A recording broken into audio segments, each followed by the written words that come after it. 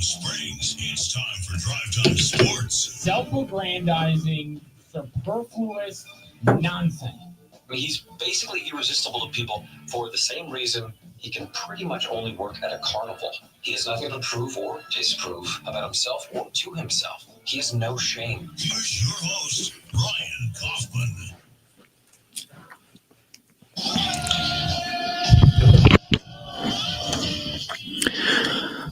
Hello there. Welcome in to a Thursday edition of the show. So glad to have you, whether you're listening on your radio, streaming the show online at extrasports1300.com, or you've downloaded the Extra Sports 1300 app to do your listening.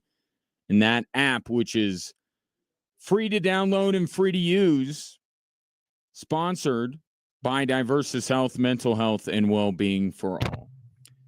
Yes, there will be a veritable cornucopia of sports topics coming your way over the course of the program. But there is one topic that needs to be discussed a little bit more than the others. I think you know what it is. And I would like your take today. 719-247-1313. You can call or text in your thoughts. You can also tweet them at me at Gingerly Tweets. You know, last night before Game 2 in Oklahoma City, Nuggets interim coach David Adelman said that the Nuggets would have to take a couple of punches early. That was the direct quote from David Adelman. What ended up happening was his team in many ways took 87 punches, at least just in the first half. An NBA record. 87 first-half points by Oklahoma City en route to a 149-106 beatdown of the Denver Nuggets in Game 2. The Nuggets last night got pummeled worse than Apollo Creed and Rocky IV. And no one threw – the only people that threw in the towel were the Denver Nuggets. Unfortunately, more of the game went on. David Adelman would use a different word to describe what happened to the Nuggets last night. We got punked. They got punked. And I will take a cue from David Adelman after the game was over because I think it's the right way to go. This isn't a flush it situation. This isn't just move on. I get there are reasons to think that Game 3 will be better, and we'll get to those. But we're not just moving on from what happened last night. I put too much time into that game. You put too much time into that game. We're going to talk about it. The biggest question that I have for the Denver Nuggets, if they're listening, how did you not know what you were walking into last night? Because it didn't look like you understood what was going to happen. That you were going to get jumped immediately. Did you think that after Game 1, where Oklahoma City let the game get away, that they, in their meetings and in their pre-game talk, we're saying, you know what? Let's be less physical. Hey, guys, hands off here. Let's give them some more space. No, they were going to double down. If there was anything that Oklahoma City came away with after Game 1 is like, we got to hit them harder.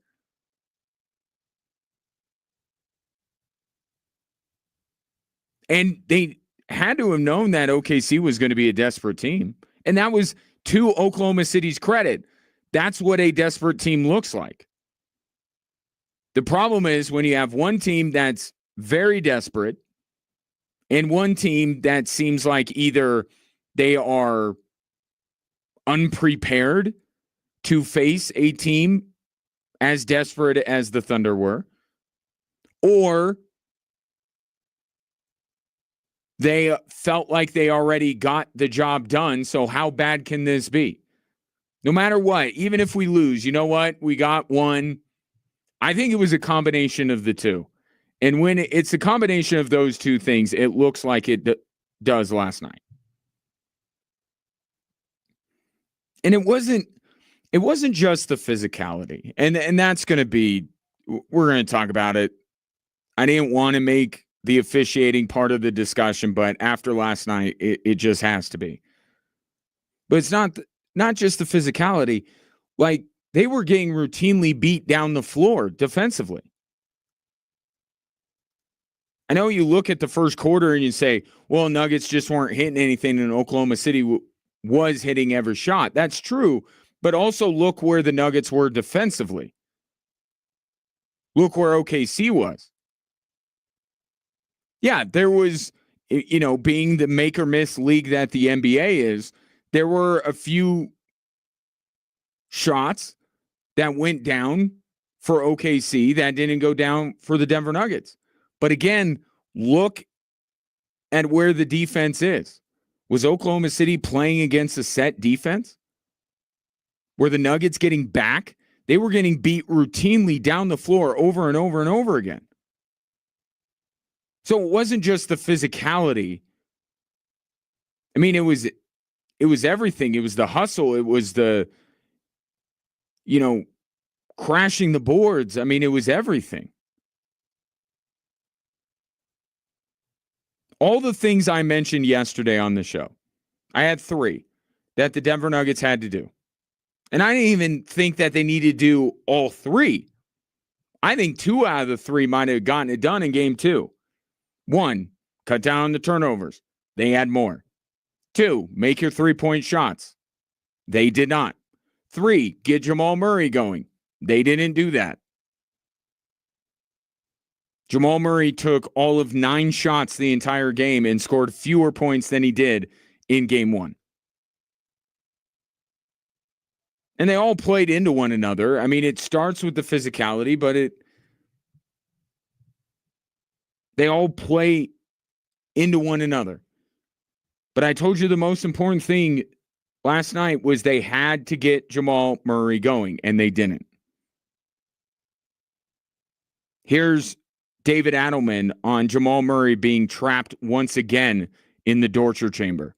We know with Dort holding and grabbing him all over the court, it's like you have to get multiple screens to give him space to play. And we talked about it at halftime. We have to get hits in the backcourt if he is the lead initiator, like you're saying.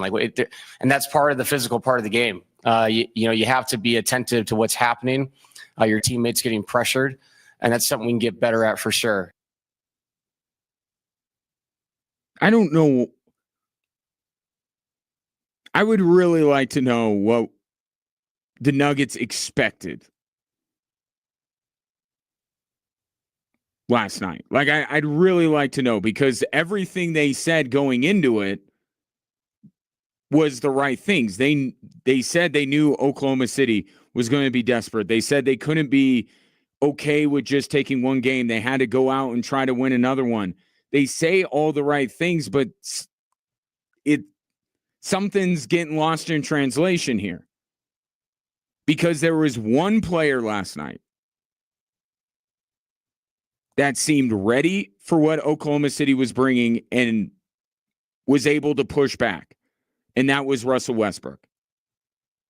That's it.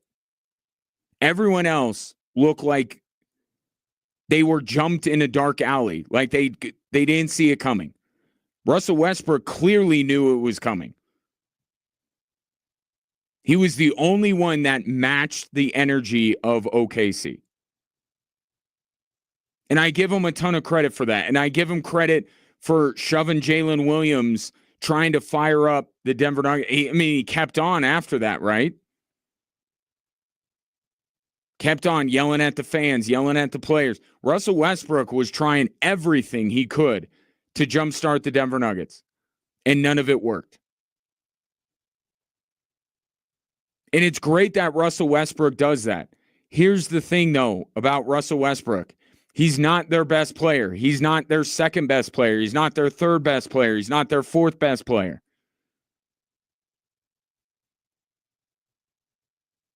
The Denver Nuggets need that mentality from the 5 starters. They need that effort level. They need that level of fight with the 5 starters. And I think I know what the issue is. The issue is that Oklahoma City all year has been a great team, right? Even down to their post-game interviews. You've seen the viral videos. You interview one member of the Thunder, the rest of them fill in behind him. Like, yes, SGA is their best player, and it's who you look at first and foremost, but they incorporate everyone. Everyone is important, especially when setting the tone in a basketball game. The team sets the tone. How they come out as 5 players sets the tone. The problem that the Nuggets run into sometimes, and last night is a great example of it, they have one tone setter, and it's Nikola Jokic. They even if you see other guys have a good first quarter, a lot of games you look and it's immediately getting Jokic touches. It's immediately him setting the tone, getting people involved. They have that one tone setter. And Oklahoma City has 5. So what's OKC's game plan?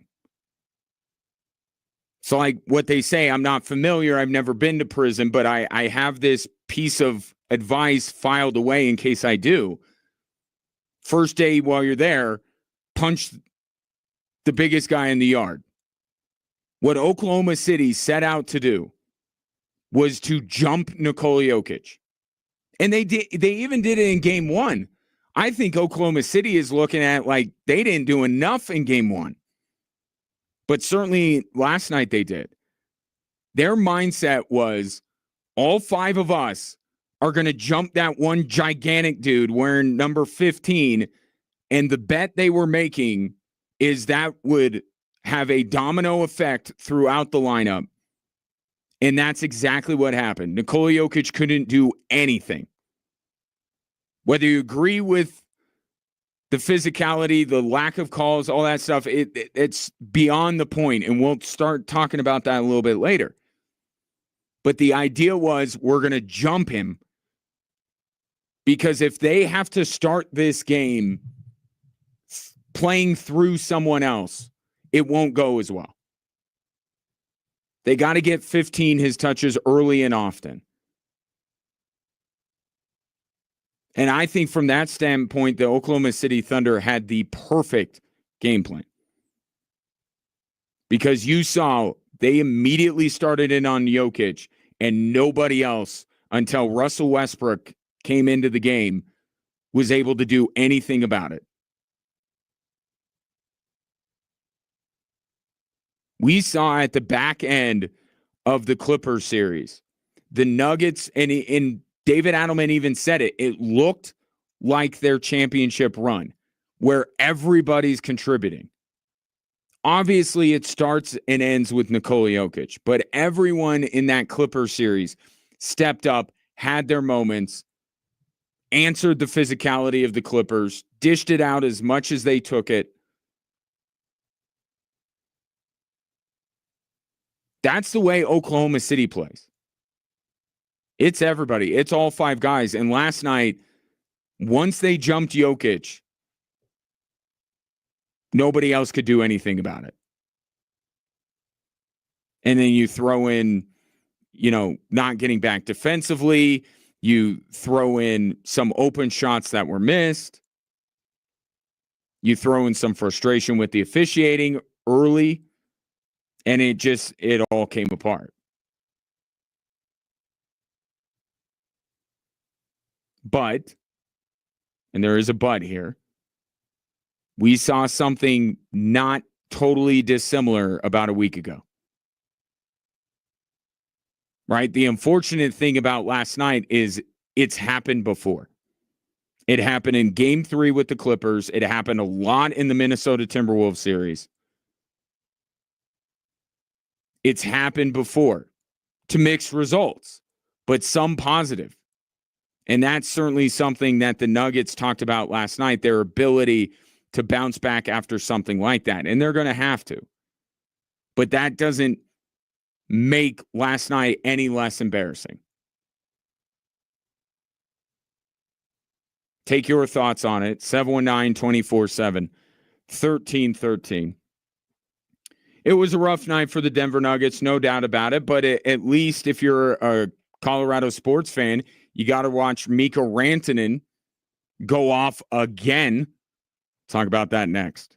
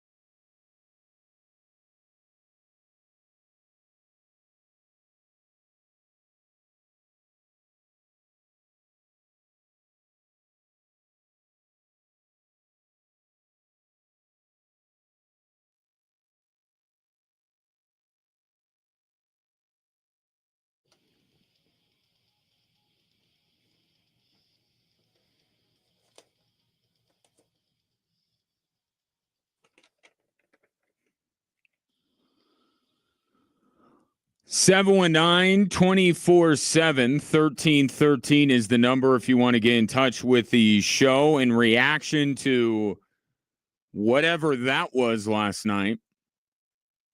I think beat down is probably the best word I can use. 149-106, series now between the Nuggets and Thunder tied up at 1. Got this text in from Eric. Said, this is pretty much how I expected game 1 to go, so I'm really not that upset. You took one game on the road and got home court advantage. Now, I don't want to put words into your mouth, Eric. And look, I don't want to make it seem like I'm completely out on the Denver Nuggets, like this series is over. No. And there's previous history to indicate what you're saying.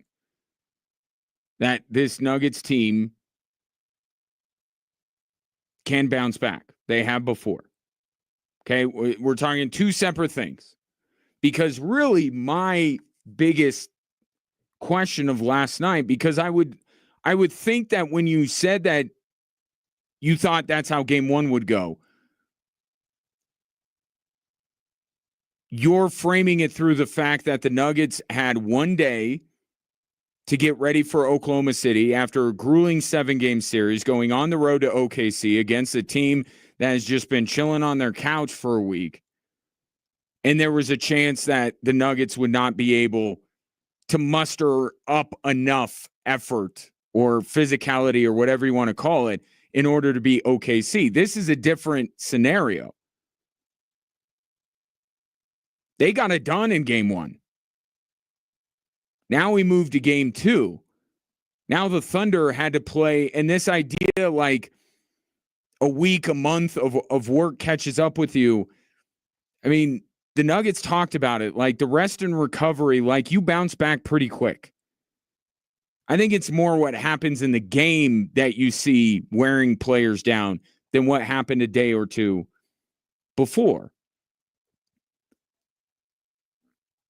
But my biggest thing about last night is that the Nuggets looked like they were surprised that the game was going to go that way. Like look, if we were sitting here and just saying that the Thunder were the more desperate team and eventually they pulled away or something like that, then I think that's one where you kind of go, yeah, I could see it. Not great, but Thunder were the more desperate team. But they got destroyed from the outset.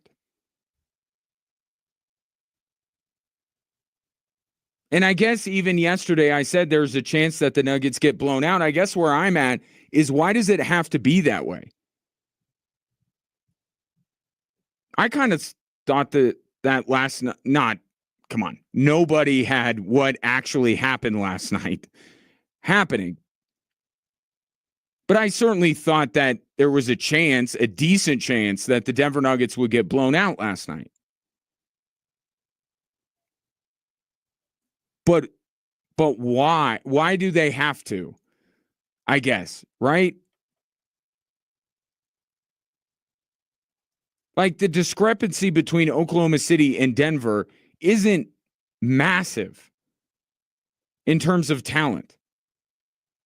And it's become so abundantly clear just through 2 games that as long as the Nuggets don't go away, right? And I'm going to keep bringing up the fighting metaphors. So you're going to get a lot of them today. But like, if they can take the Thunder's initial punch and keep on going, that's what game 1 turned into. And guess what happened? So why didn't it happen last night? Because it's really clear to me that the Nuggets' path to win this series is they just got to sustain the initial onslaught from Oklahoma City. And as long as they're in the game, I think you like their chances more and more as it goes along, because of OKC's inexperience, because of how little they've been tested this year. That's how game 1 went. But I just can't shake the visual of the Nuggets being almost surprised by what happened, but then also so quickly to go, we're done. That's enough. That's what happened in quarter two. Quarter one, you could chalk up a lot of what happened in the first to shots that went down and shots that didn't. But quarter two, it looked more clear to me that the Nuggets were like, okay, we're out. Good job, OKC. We're out. We're moving on to game 3. I don't get why necessarily it has to be that way. I don't think David Adelman does either. Here's David Adelman on the idea of bouncing back. Just because you responded well before doesn't mean you're going to. So our whole focus as a group has to be about game 3, yes, but what are you learning from game 2? And as a team and at each individual in that room, taking a look at yourself and saying, what can I do better? Me looking at the tape, seeing what they did differently, and reacting the right way for our guys to get them more organized against things that we saw tonight. And I do appreciate what David Adelman said after the game because I think he gets it. This is not a Tuesday in November. Okay, this is game 2 of the Western Conference semifinals. You can't flush anything. And all the tweets I'm seeing coming out of practice today are they spent a lot of time watching a lot of film.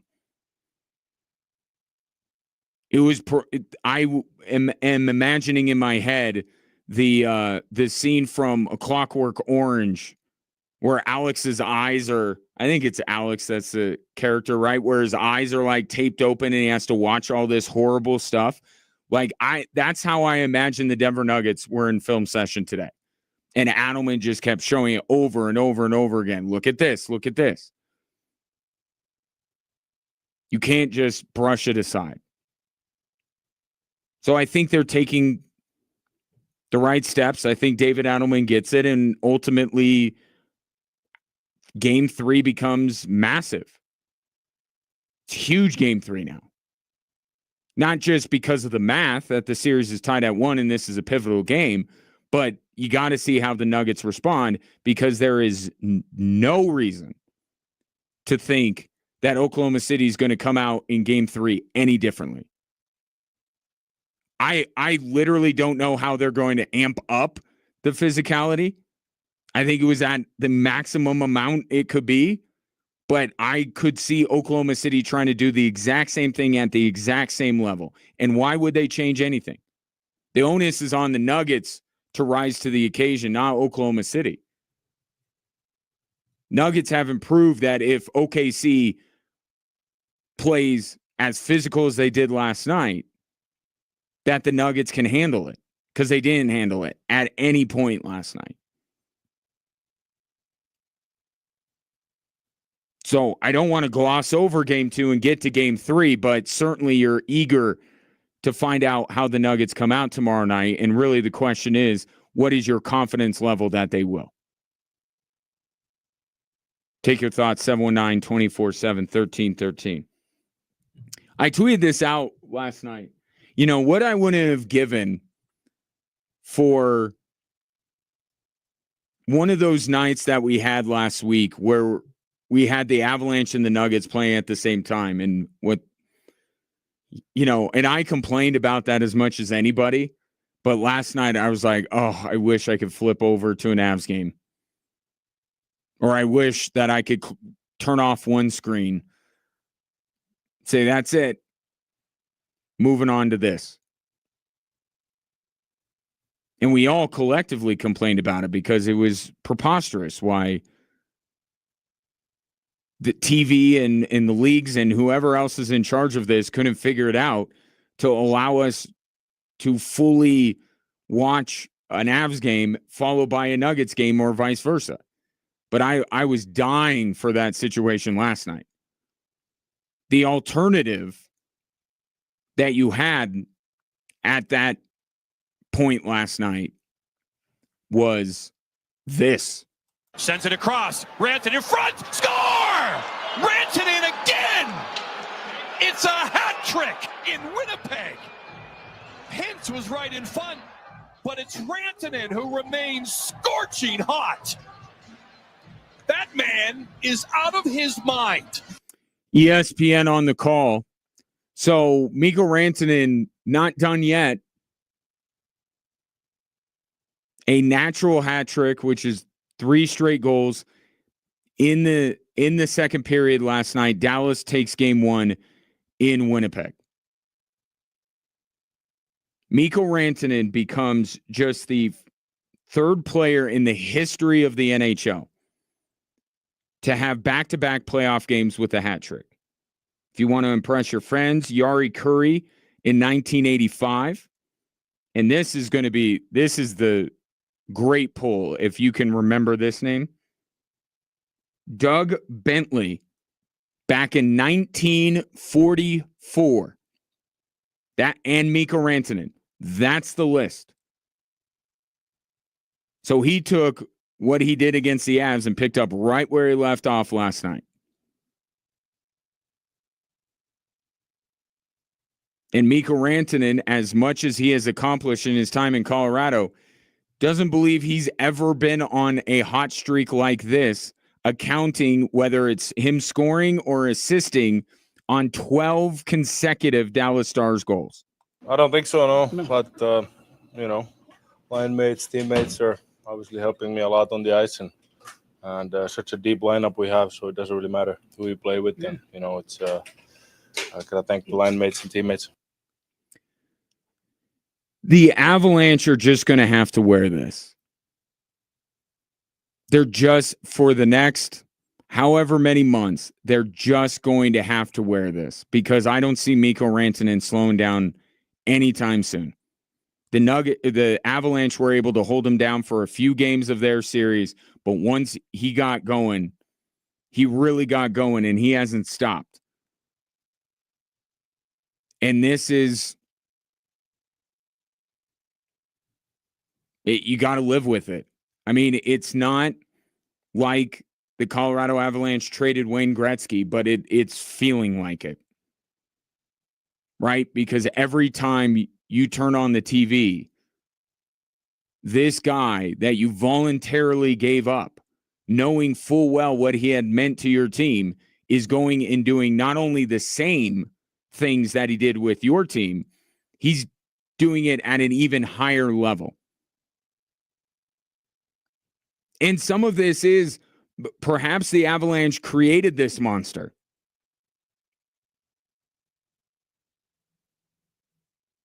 Right?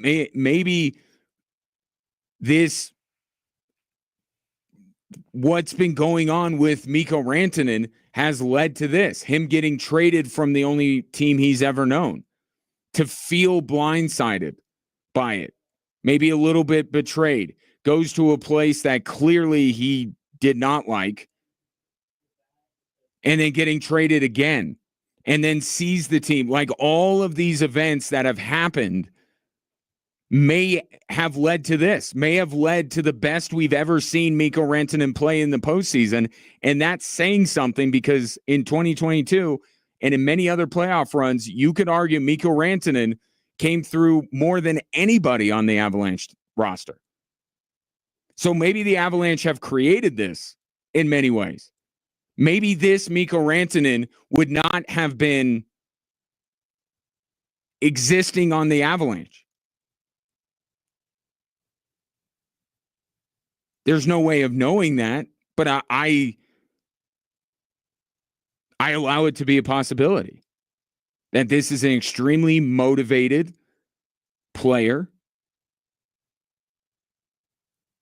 that is no stranger to postseason success, but is taking his game to another level.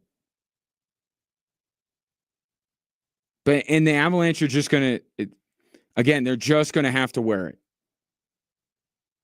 You know, when the Oilers traded Gretzky, I'm sure it was hell on earth for a calendar year. Right? All that was being said, watching Wayne Gretzky play for another team. It wasn't a great year for the Oilers, the year that they traded Gretzky. But if you recall what happened, the Oilers kept their heads down. They used what they got back, made a coaching change, did a few things, kept running their race, and eventually, not to say that they won the trade, because it's impossible to win a trade when you're trading Wayne Gretzky, but they were able to turn it into something really good, which was a Stanley Cup the following year. And so right now, if you're an Avs fan, this is just a gut punch over and over and over again that Mikko Rantanen is doing what he's doing. And I'm sure it's a gut punch for Joe Sakic and Chris McFarland and everyone on the Avalanche to watch what Mikko Rantanen is doing, because they sure could have used that player in their series with Dallas. But all the Avs can do at this point is just put their head down and get done what they need to get done. You heard a couple of days ago, Chris McFarland and Joe Sakic, they still believe in what they did. They have great conviction in the Mikko Rantanen trade. They believed it was necessary. They believed they're going to be better for it. So they just got to keep pushing ahead. But right now, it's going to suck. And it's going to suck for a while. Because this Stars team, they're not getting eliminated anytime soon. And it's going to be horrible when the Dallas Stars hoist Lord Stanley's Cup and then another trophy called the Conn Smythe is handed to Mikko Rantanen. Because that's where we're trending. That's where we're going.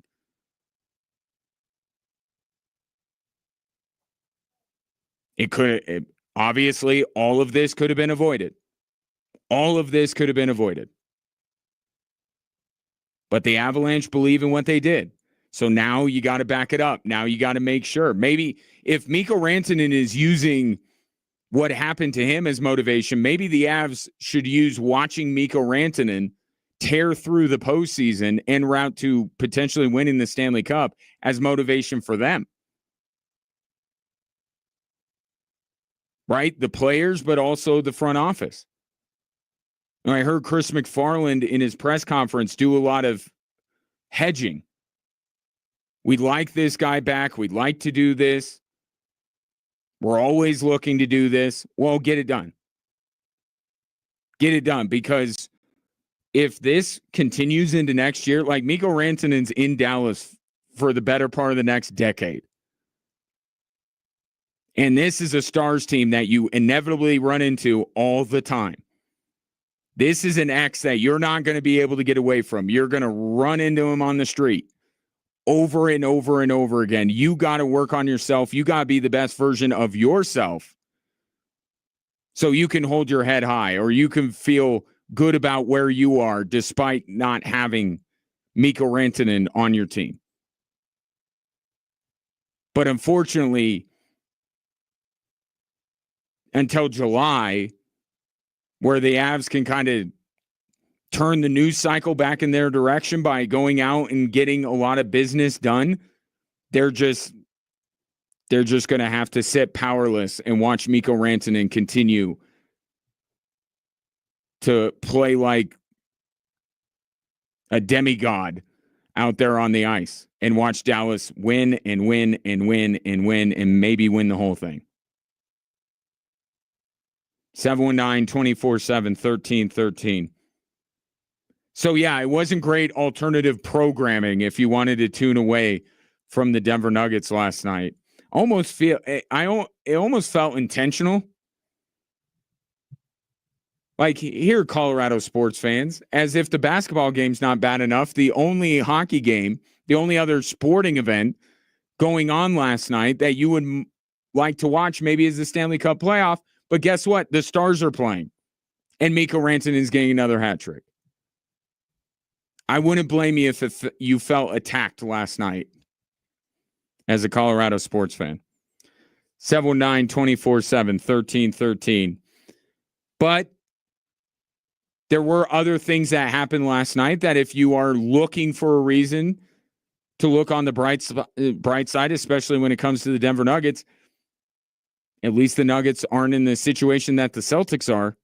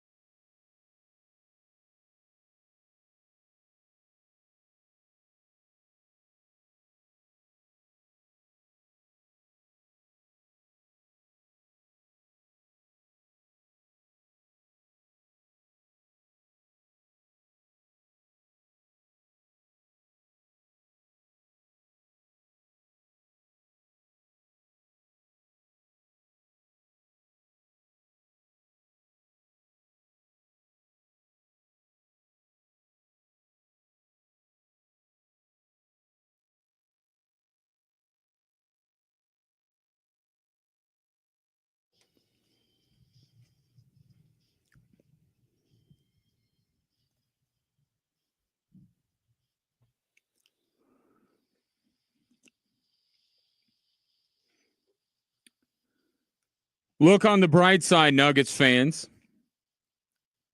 At least you're not in the situation that the Celtics are in. The defending champions have dropped both games at home and will now be heading into Madison Square Garden in need of nothing short of a miracle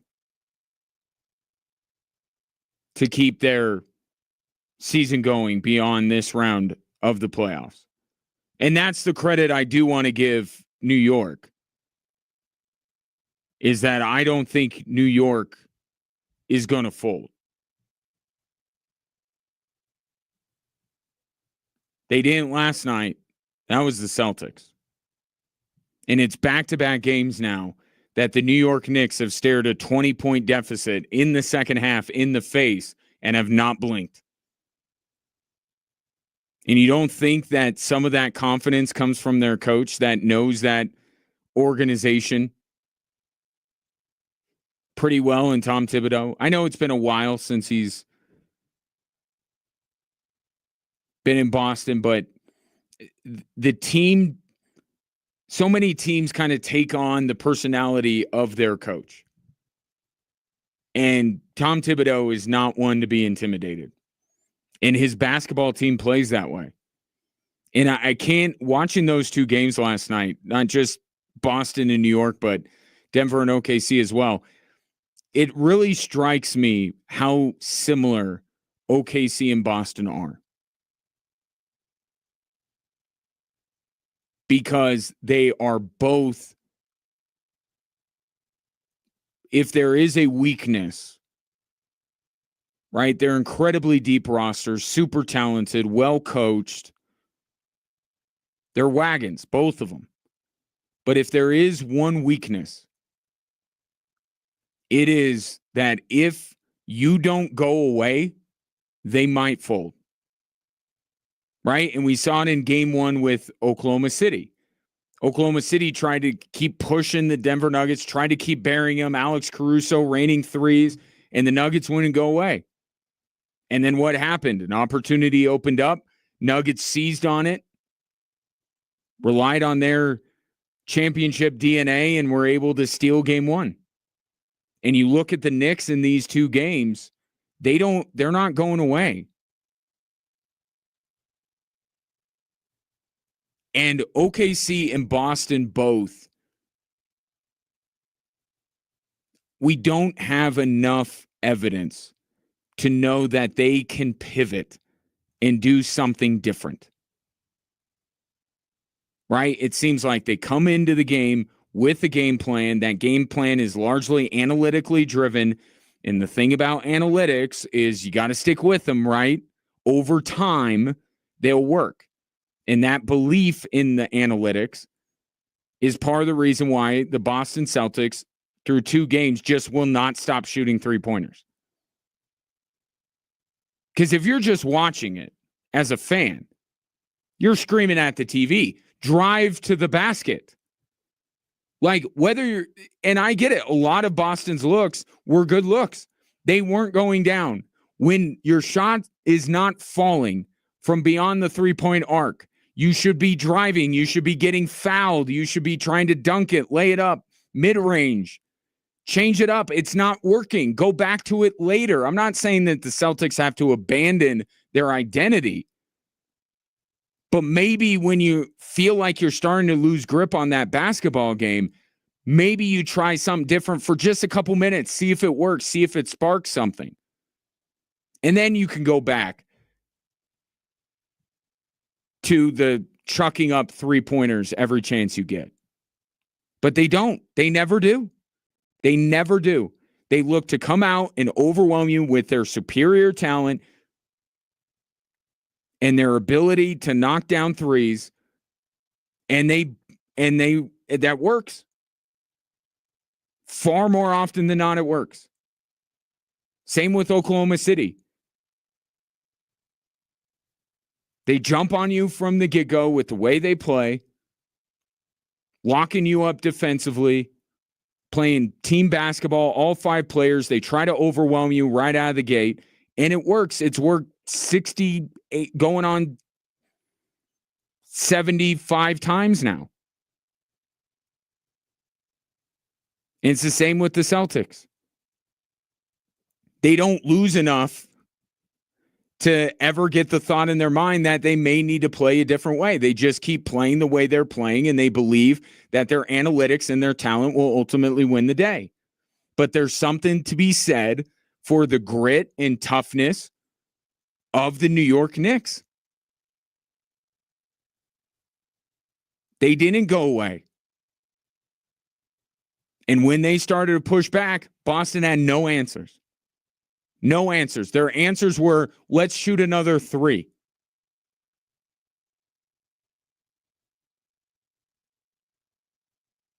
And late in that game, when it got really dicey at the end, we saw once again why, I'm sorry, Jason Tatum is not in that conversation. He's just not.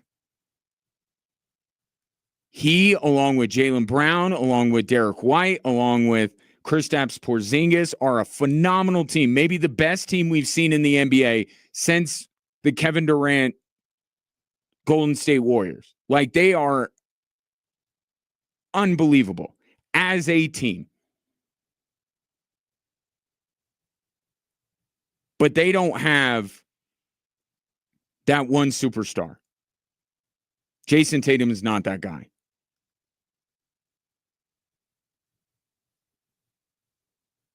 And game on the line last night, he didn't know what to do.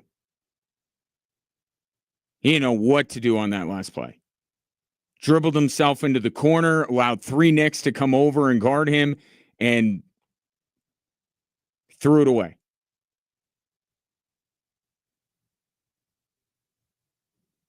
And now this Boston Celtics team is 2 games away from having their title run ended. It's remarkable. And I give the Knicks so much credit. It's so similar, these 2 series, Nuggets, Thunder, and Celtics, Knicks.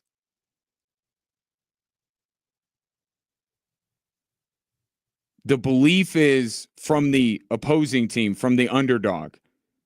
As long as we don't blink, as long as we don't fold, and we put pressure on them, we'll win.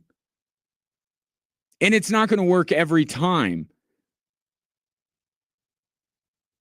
But if you have that unwavering belief that clearly the Knicks have had in back-to-back games, and certainly last night, you think they were a little bit more confident, even being down 20 again? But that's what you have to do. So many teams in the NBA will just throw up their hands and say, we're just not as good as OKC and Boston. They overwhelm you out of the gate, and then you just go away. Nuggets didn't go away in game 1. They did last night. Knicks haven't gone away in either of these 2 games, and now they're going back to MSG up 2-0.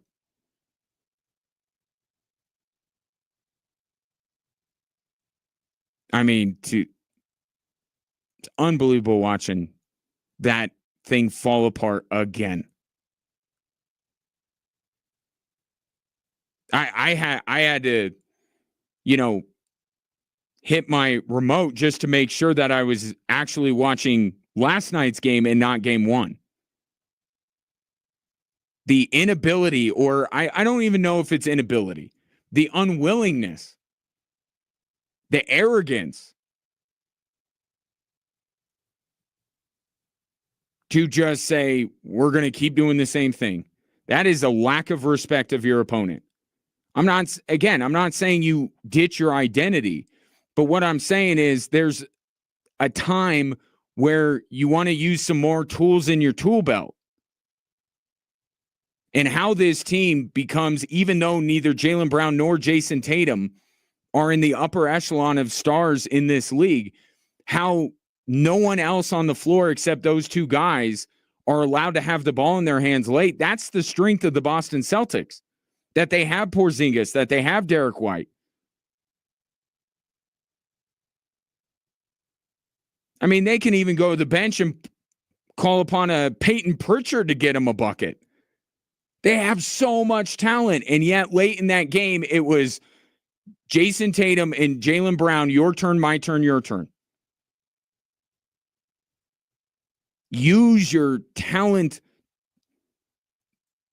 your full talent, the discrepancy you have in talent at every position, and go at them. Nope, it's got to be Jason Tatum and Jaylen Brown. No one else can be a hero for this Celtics team. Well, it's Gagne and 0-2 hole.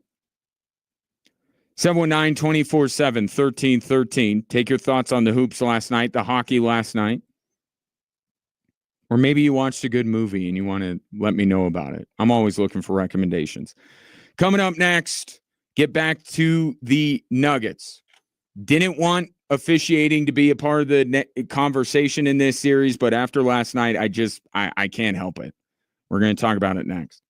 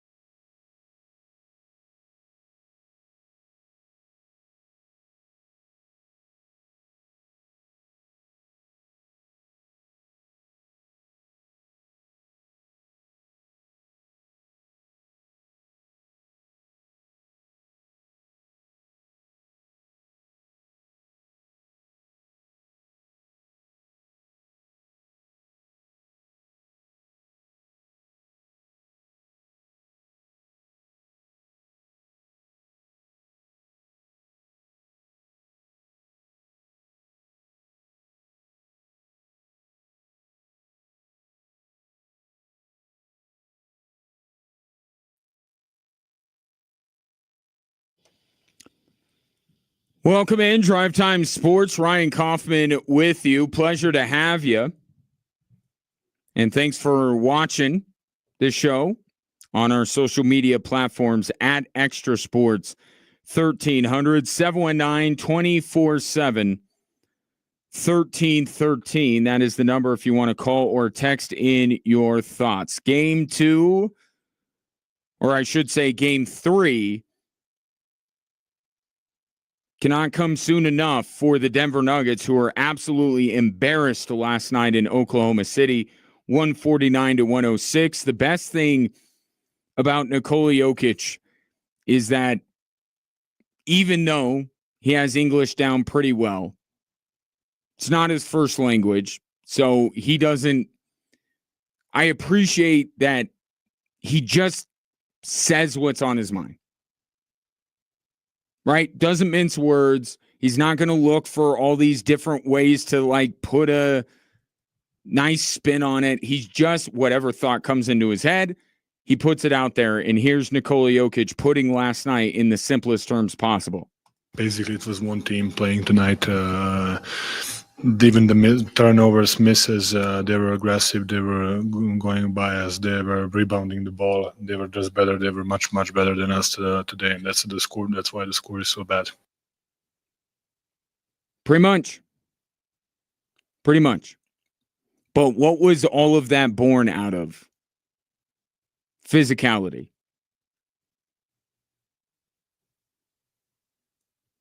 The Oklahoma City Thunder clearly ratcheted up the physical play, and the Denver Nuggets could not deal with it. Then I wrote it down. How many fouls were there last night? 53 fouls. 53 fouls in last night's game. And I don't think they even called everything. And I didn't want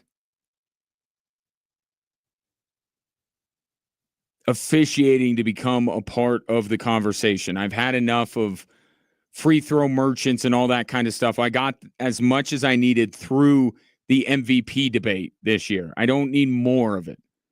But it was, you just can't ignore what was happening. And I don't have any issue with the fouls that are called on Denver. I thought as the game went along, especially, the Nuggets just looked like they were taking shots. They were a mess trying to, come back at Oklahoma City. I don't know what they were trying to do. It just looked like they were being physical for physical sake. The game had already been decided. It didn't look good for the Denver Nuggets at all. It's just not in their DNA to play exactly the way Oklahoma City does. Now, can they be more physical? And that's in their DNA? Yeah, we've seen it. But Oklahoma City was on another level last night, and the Nuggets, to try and match that later in the game, it just looked like it was desperate. I do think David Adelman had a great point last night when he said that they were late to it. They were late to match the physicality, right? The game to my point, the game had already been decided. And he said, if you are late to it, if you are not the aggressor from the jump, it's just going to look like you're retaliating. And that's exactly how it looked. It looked like the Nuggets were just trying to get their licks in on Oklahoma City because they were frustrated. And that's why they looked so poor as the game wore on. So part of this is on the Denver Nuggets. They got to come out better. They got to be the aggressor in game 3 and moving forward in this series, and that will get them more calls. But we always seem to have this conversation. And Aaron Gordon, as much as the Nuggets tried to bite their tongues and not say anything that would get them fined or say anything that would cost them down the road for any referees holding grudges, Aaron Gordon just couldn't help himself. And he talked about what was going on with Nikola Jokic. And any objective observer can look at the way the Oklahoma City Thunder jumped Nikola Jokic and continued to pummel him, continue to flop the foul that ultimately got Nikola Jokic taken out of the game was a blatant flop on the part of Lou Dort. Like, eventually, NBA referees are going to have to figure out the proper way to officiate Nikola Jokic. I know a player like him has rarely been seen in the NBA.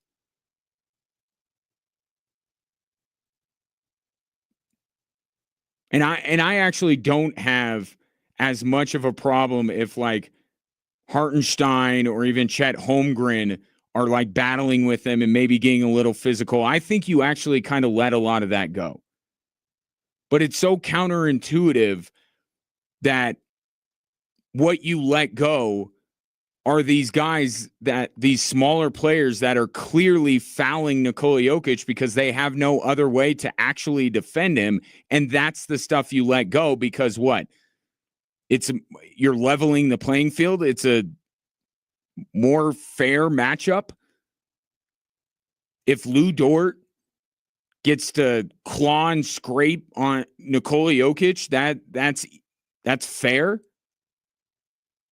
If Nikola Jokic is banging in the paint with the bigs of Oklahoma City and there's some contact, let it go. It's the playoffs.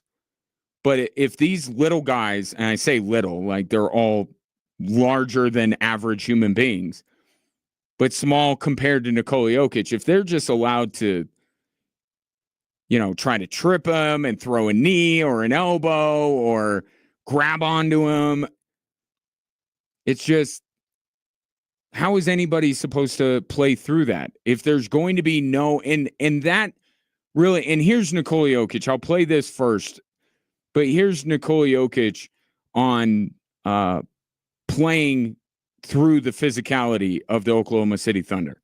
I mean, just try to fight for the position as best as you can, and deal with consequences. And that's what he was doing as the game wore on. And it got him fouled out, where he was trying to get position given what Oklahoma City was doing to him. And so he's not going to say what needs to be said. But what needs to be said here is it's on the officials. They don't decide games as much as people think they do.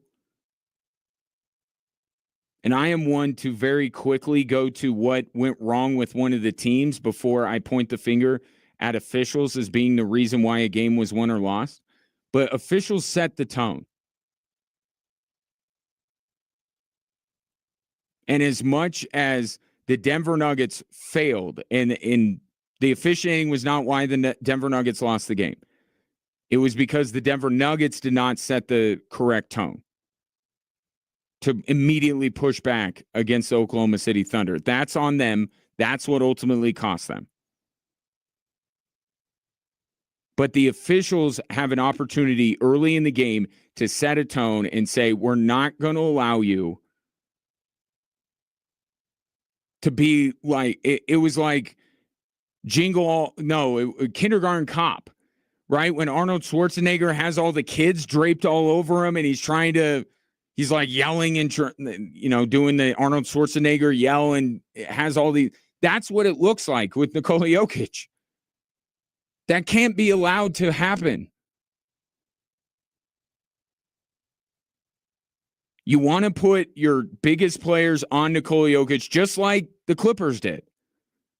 Clippers put Zubac on him the vast majority of that series, and Zubac was just being physical and I think not an egregious way, and was just battling with Nikola Jokic, and he gets a ton of credit for that. And I thought Isaiah Hartenstein was good in game one. Nikola Jokic just 1 of 6 when Hartenstein was his primary defender. But clearly teams have found kind of this loophole. And if we throw smaller players, and it happened a little bit in the Clippers series too, but we could throw these smaller players at Nikola Jokic, they're not going to call anything because, I mean, what are these little guys supposed to do? My suggestion, go guard someone your own size.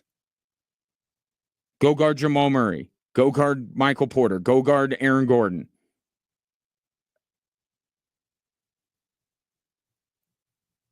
But the thing about game 3 is, and we know this, some of those calls that were made or not made, it will flip. A lot of it will flip. Because as much as officials are trained to be robots who don't get influenced by anything, they get influenced a lot. And what you wanted to see happen from the officials in game 2, I think you'll get in game 3. And Oklahoma City will have to back off a little bit. And that will free up Nikola Jokic to do his thing. But even with that being said, Oklahoma City may have to resort to all these dirty tricks to slow down Nikola Jokic. They don't have to with pretty much everybody else on the Denver Nuggets. And I said after game 1, it's great that Nikola Jokic kept the Denver Nuggets in that game as long as he did to allow Aaron Gordon and Russell Westbrook to step up late in the game and make big plays. But that's not sustainable. Nikola Jokic needs help, and Lou Dort and all of these guys can defend Jamal Murray and Michael Porter and all these other Nuggets just fine without, going over the top with their physicality. I mean, they did at times, but they don't have to.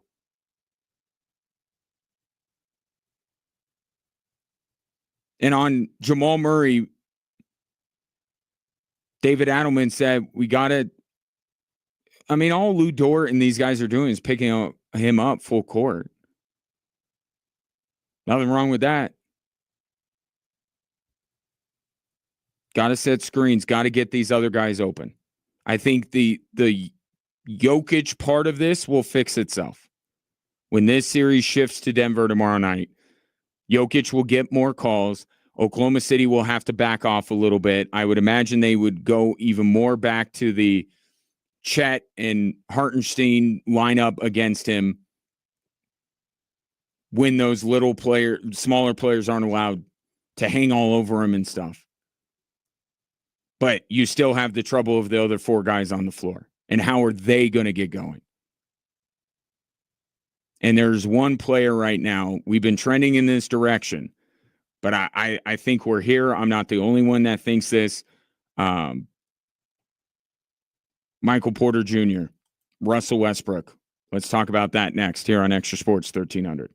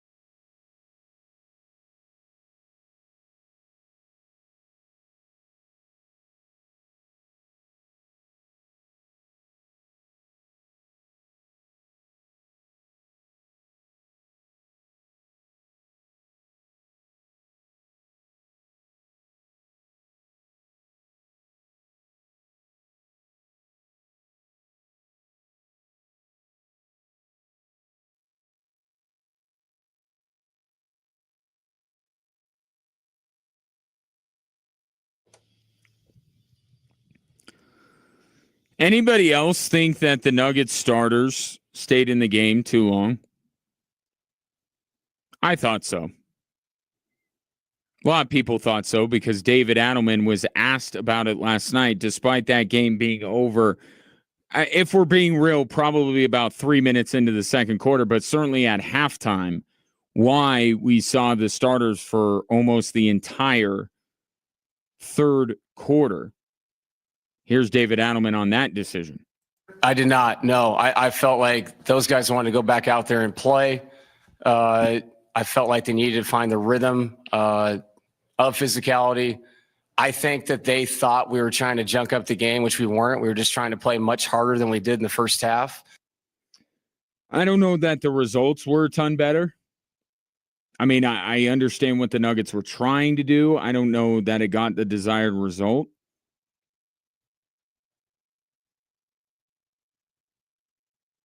And this is not about, carryover fatigue into game 3. This is just like, not risking injury, giving some other guys some run. I mean, I guess I'm looking especially at Nikola Jokic. Like, why is he in there? I mean, that's why it looked like he fouled out on purpose. Because it was the only way he was going to get out of the game. Now, he said he wasn't trying to purposely foul out. David Adelman said he wasn't trying to purposely foul out. It just looked like it. But it goes back to my earlier point, which is it's just not the way the Nuggets play, to play like the Thunder. They just can't. It doesn't look natural when they're trying to skirt that line between physicality and illegal, by basketball terms, behavior. Oklahoma City has found a nice balance. The Denver Nuggets, they can't do it. One player in particular that there was this very specific reason why he stayed in the game was Michael Porter. Another struggle for him. And look, it was a struggle for everybody. You have to be fair. But this is a couple of games now for Michael Porter that he has been completely ineffective. Here's David Adelman on Michael Porter and perhaps the good sign of things to come. It was really good. I know I'm not trying to throw a positive out there, to see the ball go in for him in the second half. That's kind of why I left him out there. I want to see if he could find a rhythm. He had a couple shots rim out, but that's such an important thing for us. If they're going to double and triple and shrink the floor and all those things, Michael has to eat on that weak side. So if he can see the ball going, that's really going to help us. And this has felt like a perpetual catch-22 with Michael Porter. Because you know how important his three-point shooting is. They just are not a great three-point shooting team. They're efficient, but they're not prolific. And Michael Porter is on the floor, first and foremost, to create spacing with his ability to knock down threes. And right now, it's just not happening. The floor is not being stretched because the Oklahoma City Thunder do not take Michael Porter right now seriously as a threat. And there's a good reason for this. Michael Porter can't even fully shoot the ball the way that he normally does. David Adelman talked about it. His release isn't right. He's basically, and that's part of the reason why he kept him in the third quarter. Because Michael Porter needs reps with one arm. That's what this is about. He's got to shoot the ball in a different way. He's got to find that feel, that touch, with not being able to extend. That's the thing about the Michael Porter jump shot. It's almost unguardable when it's going because he can elevate and stretch his arms so high that no one can block his shot. But he's not finishing his shooting touch the way that he normally does, his shooting motion. So he needs the reps in order to kind of learn how to knock down shots given his obvious physical impairments. And again, I have to give Michael Porter a lot of credit. The dude is battling. The dude is trying. This is not an effort issue with Michael Porter. This isn't that he's not engaged. This isn't he's not trying or he's pouting or anything like that. He has one functional arm right now. And yet, Michael Porter still in the locker room after the game, making no excuses when he clearly has one. You know, when you have a sprain like this, immobilizing the joint is the fastest way to heal it. And obviously, I haven't been able to do that with the games. I've chose to play, but that's not an excuse. Like, if I'm gonna go out there and play, then I gotta, I gotta play well. You know, I'm just so limited out there, so I'm not able to do what I want to do. Offensively, defensively, on the glass, everything's a little hard, but that's not an excuse. I got to play better if I'm gonna go out there and play. I mean, it's almost sad in a way because you know that he has a legitimate excuse here. He's injured. He's not hurt. He's injured. And he's sitting there and he's saying, I got to play better. I got to play better. Like, I know why he's not playing well, and I don't fault him for it. But I've talked about this. We are at the stage now of the postseason where the only thing that matters are results. The Nuggets have to do everything they can to get results. I don't know how much longer they can wait around for Michael Porter to figure out how to shoot with one arm.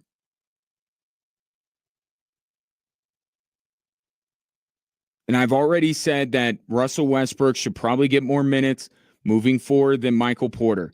But in terms of starting, I was not quite there yet. Now I am. And the reason is not even really because of Michael Porter's performance. It's because of what I saw from Russell Westbrook in that he was the only guy that was ready for what OKC was bringing to the party last night. He was the only guy that was matching the energy, the physicality, the combativeness of the Oklahoma City Thunder.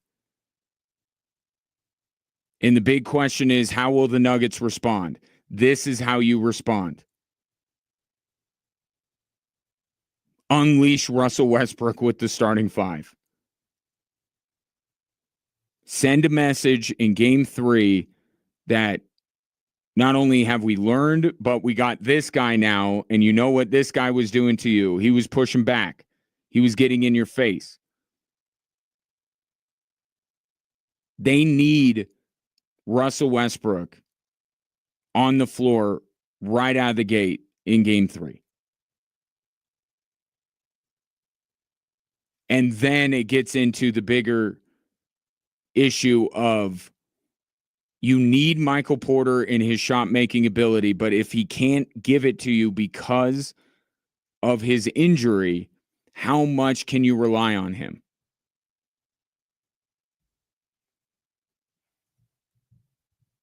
But if the Thunder set the tone in game 2, the Nuggets need to set the tone in game 3. And hockey teams do this all the time. Right? Who starts a hockey game is not nearly as important as it has become in the NBA.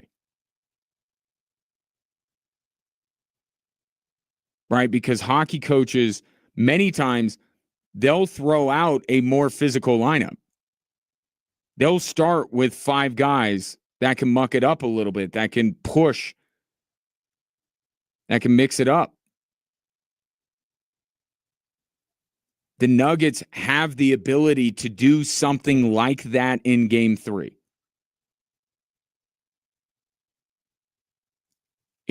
Russell Westbrook isn't going to act as a deterrent. Oklahoma City's not going to see him on the court and go, okay, we better back off. But you need some of what Russell Westbrook brought you last night right out of the gate on tomorrow night. And then how David Adelman balances Russell Westbrook's minutes with Michael Porter's minutes, that will be figured out as the game goes on. But I think you need Russell Westbrook to help you set a tone. of you're not going to punk us like you did in game 2. But Michael Porter's health is an issue, and it's continuing to be an issue, and it's getting to be a bigger issue.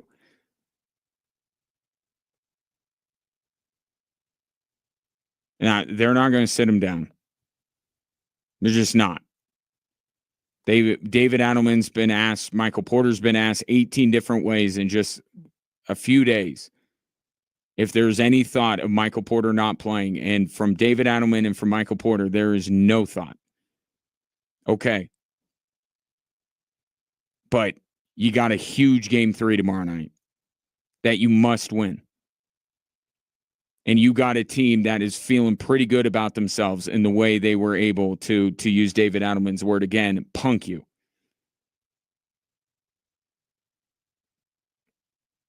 Think you need Russell Westbrook on the floor to begin game 3. 719-24-7.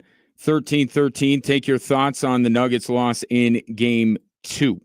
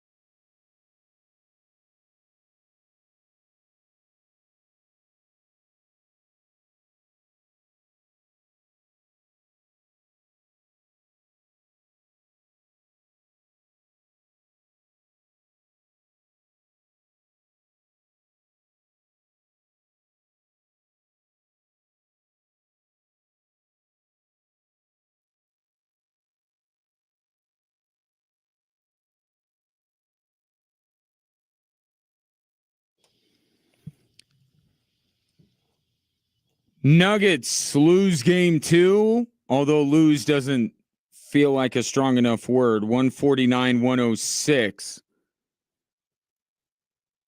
So where do we go from here? I brought up earlier on in the show that the Denver Nuggets have been in this position before. Not that long ago. It was game 3 against the LA Clippers, and they got absolutely boat raced. And the physicality and the defense of the LA Clippers was a big reason why that game got out of hand. And then if you recall what happened in the next game, I thought the Clippers were kind of outplaying the Denver Nuggets. It was kind of a continuation of the night before. And then Christian Brown reached in to try and knock the ball away from James Harden, and James Harden got in his face, and Aaron Gordon's running around trying to fight somebody. And then the Nuggets proceeded to open up a 20-point lead that they would relinquish, and Aaron Gordon needed a buzzer-beating dunk. But are we going to have a similar moment tomorrow night? How early will that be? And that's why I say that putting Russell Westbrook in the starting lineup would be a good idea. Because he can get you one of those moments early on to send a message to OKC and say, nope, not doing that anymore. And look, the Clippers still tried to be physical with the Denver Nuggets, but it was this watershed moment of the Nuggets. It almost seemed like, all right, we're tired of this. It took an action from James Harden to really get them there, but they got there. And I just, in that little kerfuffle at midcourt, I just saw a team that said, all right, we're sick of this. And I think it's because it's just not in their DNA. They're not a super physical team. And so they're going to try to win games without going to that level physically. But sometimes you have to. And I don't know that they'll ever be able to match Oklahoma City's physicality.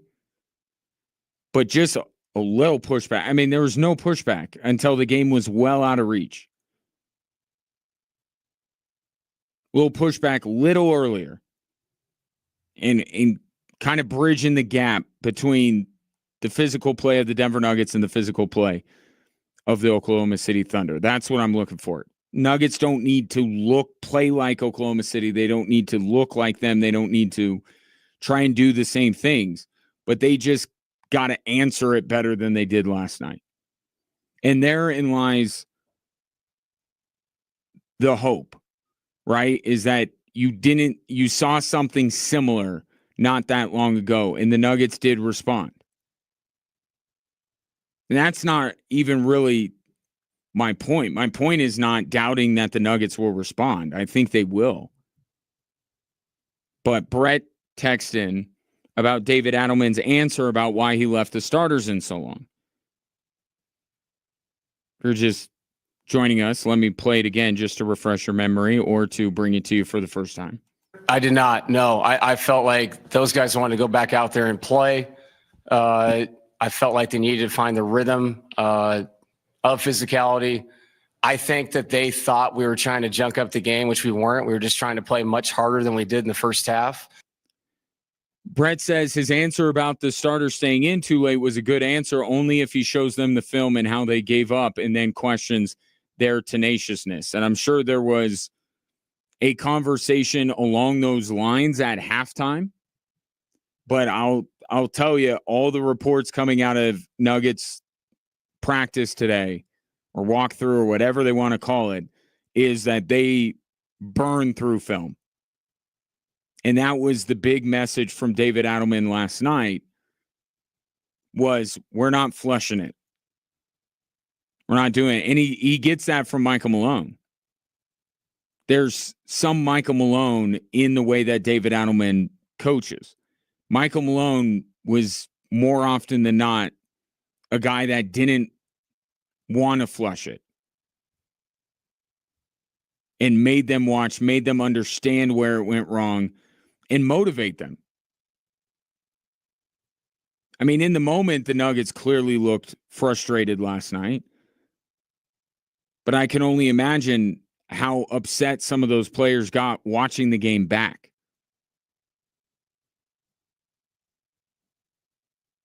But not just the fact that they didn't answer Oklahoma City, the challenge that Oklahoma City presented them, but just, I got to imagine it's quite motivating to see some of the things that the Oklahoma City defenders were doing to Nikola Jokic and to other players, and to get a little bit mad about it. Because there's no doubt that Oklahoma City took some liberties in that game. They pushed the limits. The officials, I think, really lost control of that game last night. I think we were lucky not to see a fist fight. I think only because it's the playoffs and only because of how detrimental that would be to one team or another to get into a fight was the reason why we didn't have it. But the officials clearly lost control of that game. And they were just shooting from the hip in the second half. I didn't know. There was no rhyme or reason to anything they were calling.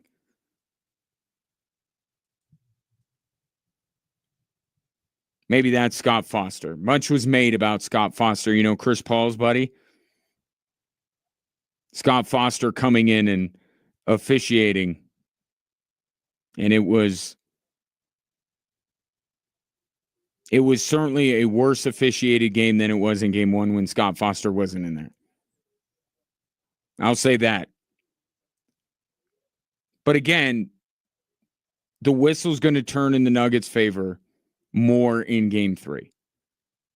But only if the Nuggets come out of the gate meeting the physicality of the Oklahoma City Thunder. Then the officials will be like, okay, they're both going at it. We got to step in. We got to set some ground rules here. You know, the officials, they set the tone. And I don't think they did last night. The Nuggets certainly gave them no motivation to. Because if the Nuggets aren't going to battle back, why should the referees bail them out?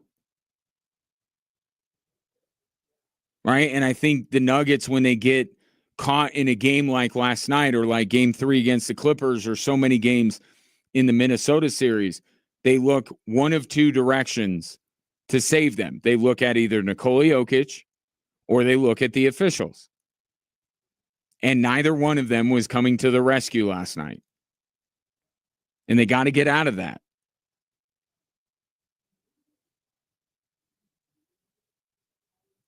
They can't play that game because that's exactly what Oklahoma City wants. But fair play to OKC.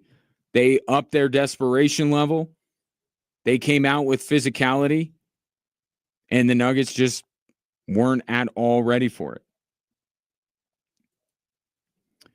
This text comes in from Jason. I totally agree with your take on Westbrook starting. Last night, that elbow he threw while grabbing the rebound, then turning it into a shot. That's exactly the kind of energy the Nuggets need to set the tone for game 3. That moment wasn't just hustle. It was a statement. It's so funny, the arc here of Russell Westbrook. I mean, there isn't a more fascinating player in the NBA than Russell Westbrook. The effect he can have on a team, the effect he can have on a fan base, I've never seen anything like it. Because as the regular season was winding down, I and so many people were getting ready to run him out of town. He was costing the Nuggets games, and that's not an opinion. That was a fact. He was costing the Denver Nuggets games. And then the playoffs roll around, And early in the Clippers series is a little bit of a mixed bag. You got some of the good Russ, some of the bad Russ. But man, through 2 games, if you want to try to find one thing that's been good or one player that's been good in both of these games, it's Russell Westbrook. He's the only one that carried over his game 1 performance to game 2. Everybody else got worse. Just nuts. I don't know where he's going to end up. I hope he doesn't turn back the other way, but he might. He might. Where we're going to end up on Russell Westbrook is going to be one of the more fascinating conversations we have once this season comes to an end, at whatever point it does. Because I could see, even with what's going on right now, in that Russell Westbrook is exactly what the Nuggets needed. And I've said that this revenge tour that he seems to be on, I think the Nuggets need to lean into it. You know, I've been a proponent of more Russell Westbrook in this series. And I'm saying he should start, set a tone. But fast forward 2 games, 3 games, 4 games from now, I may be saying, man, what was Russell Westbrook doing on the floor? Man, he really cost the Denver Nuggets. Just like this is part of the reason why we have to be fair here. This is part of the reason why that Russell Westbrook has been through a few teams. Like, former MVPs don't bounce around like Russell Westbrook has. Not voluntarily. Anyway.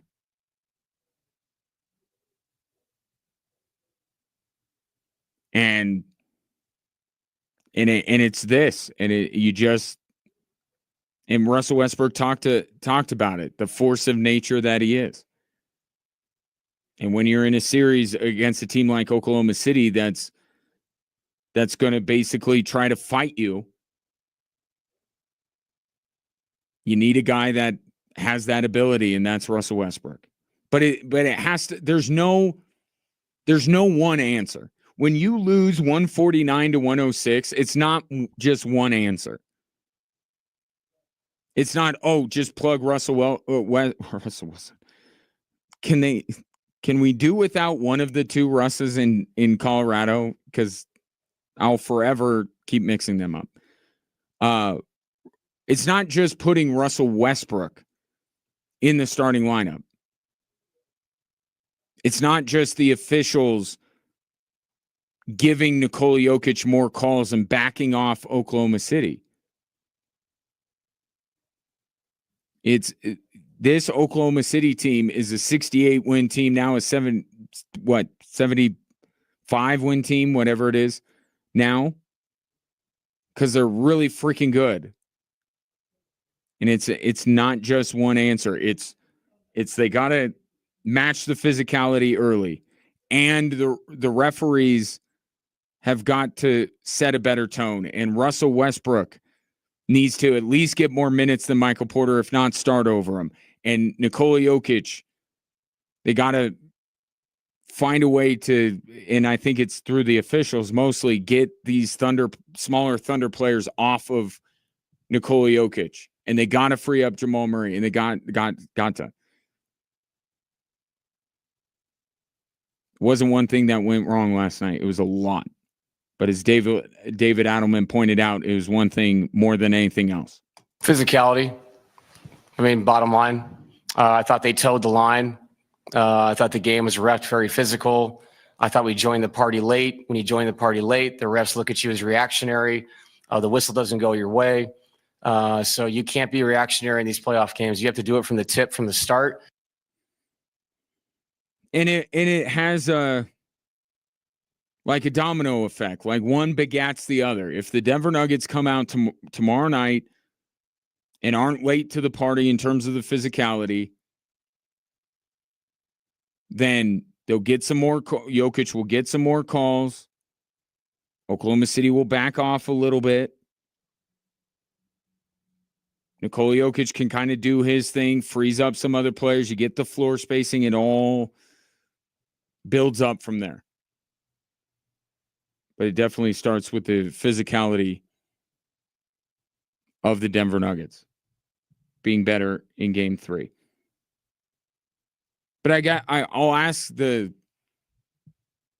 overall question, because we have to be fair here to what's been going on with this series. Like, Oklahoma City has really proven for most of the duration of the 2 games that they are the better team, the more talented team. I'll qualify it as that. I'll phrase it that way. They are the more talented team.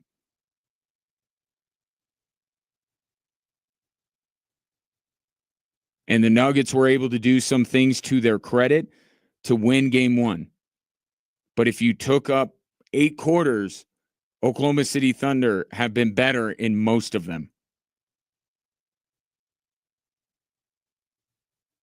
And it's kind of how it goes in the, game 1 on its own, sky's the limit for the Denver Nuggets, right? Oh, they took Oklahoma City's best shot and were still able to win the game, and they took game 1 on the road and all this kind of stuff, and then game 2 rolls around,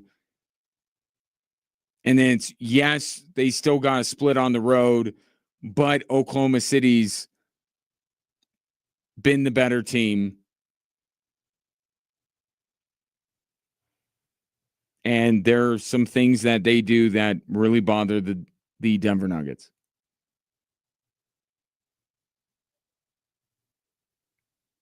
Right, I think we're still right on track. The way that last night went, obviously extremely disappointing, embarrassing, all of that kind of stuff, but the math still checks out the same way.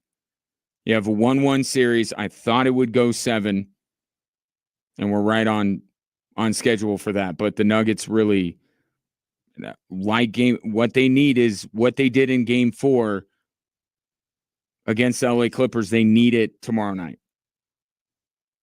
Because when they did that, everything changed. The paradigm completely flipped. And it was the Nuggets who were the much better team the rest of the way.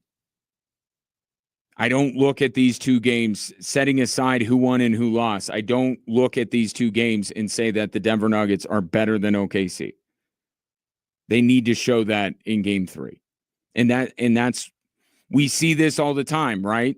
Series shifts to the underdog, and at least in terms of seeding, the underdog's place. The crowd is going crazy, and the home team feeds off of it. See if that happens tomorrow night. 719-247-1313. We'll come back with the 3 stories that are driving the show. You're listening to Drive Time Sports on Extra Sports 1300.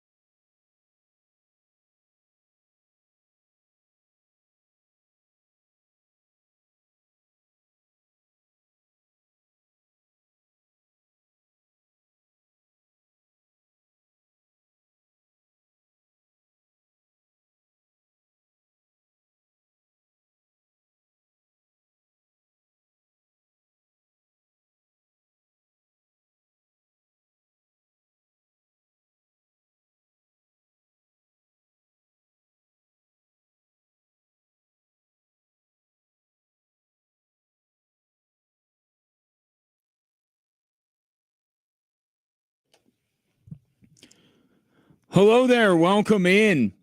Thursday edition, Drive Time Sports. Glad to have you, whether you're listening to the show on air, online, or through the Extra Sports 1300 app, or whether you're watching the show on our social media platforms, Facebook, X, Instagram, YouTube. The handle, all the same, at XTRA Sports 1300. If you want to interact with the show, you could do so.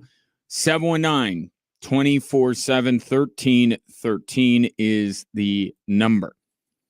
Now, let's get to the three stories that are driving the show, shall we?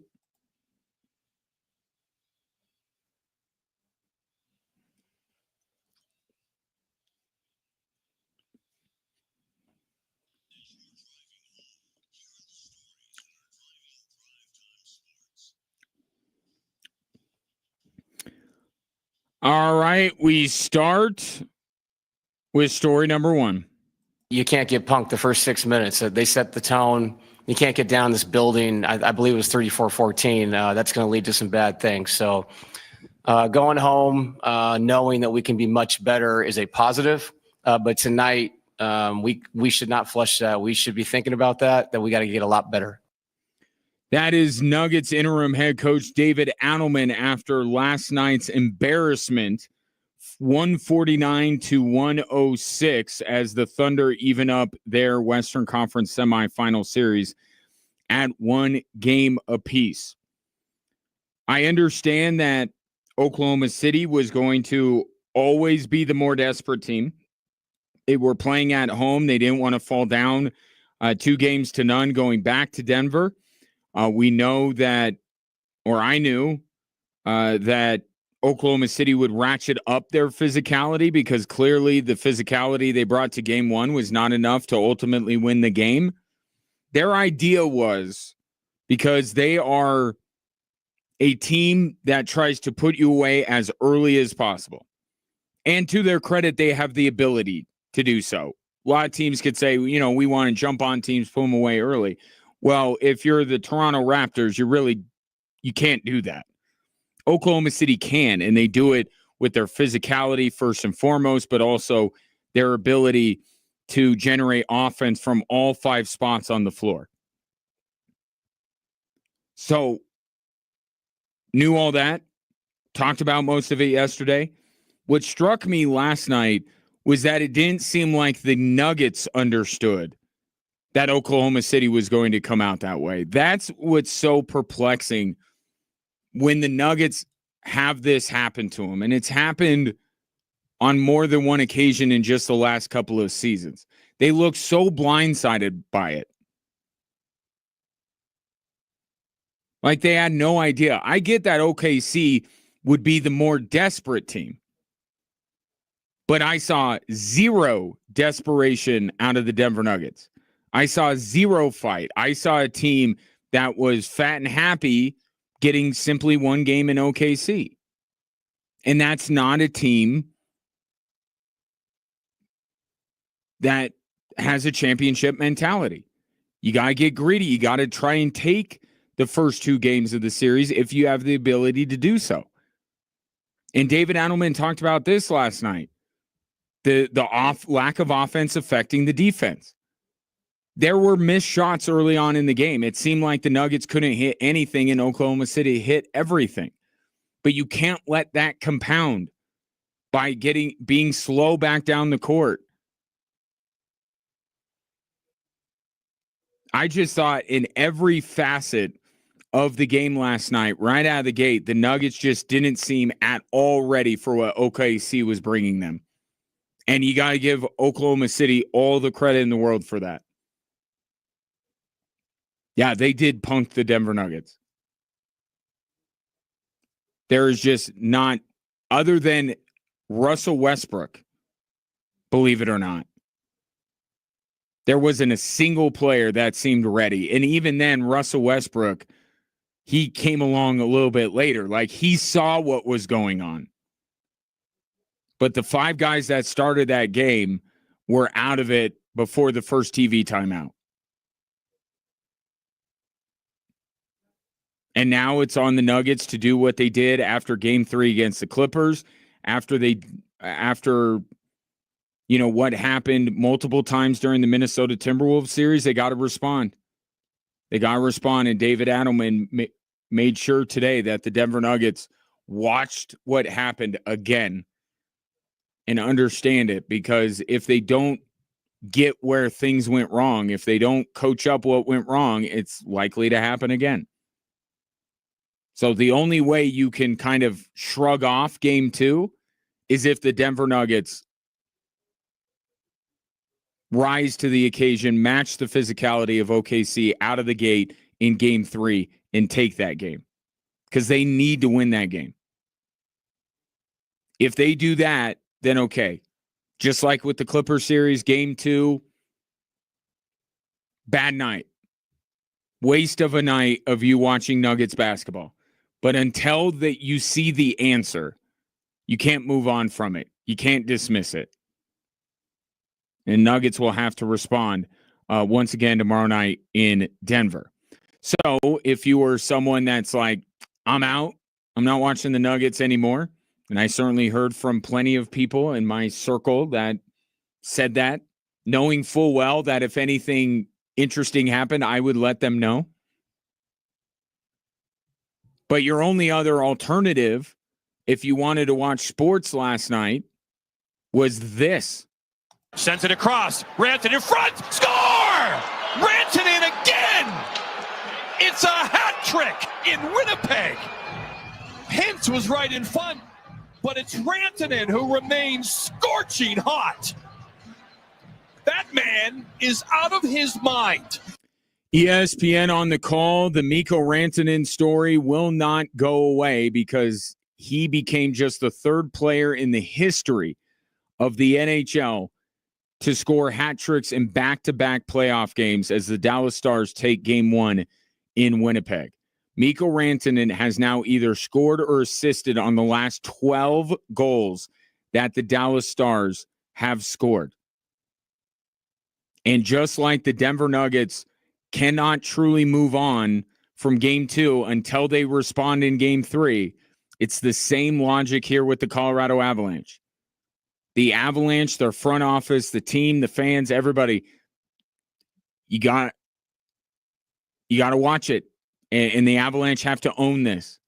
They're not out of the woods yet when it comes to their decision to trade Mikko Rantanen.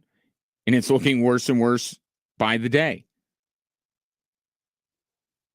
But until they can start making moves in free agency and get back out on the ice next year, I mean, it is going to be, I don't see any reason why Mikko Rantanen's all of a sudden going to stop. You watched him for 10 years here in Colorado. You think he's going to slow down?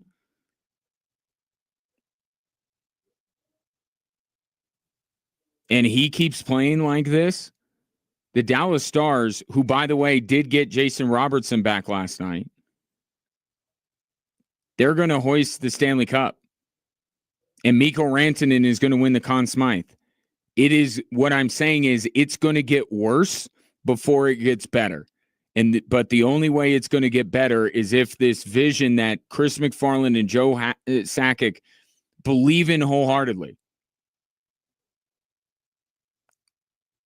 comes to fruition, and they are able to finally dethrone, I guess I'm being a little presumptuous about who the reigning Stanley Cup champions will be next year, but I think we're kind of going in that direction.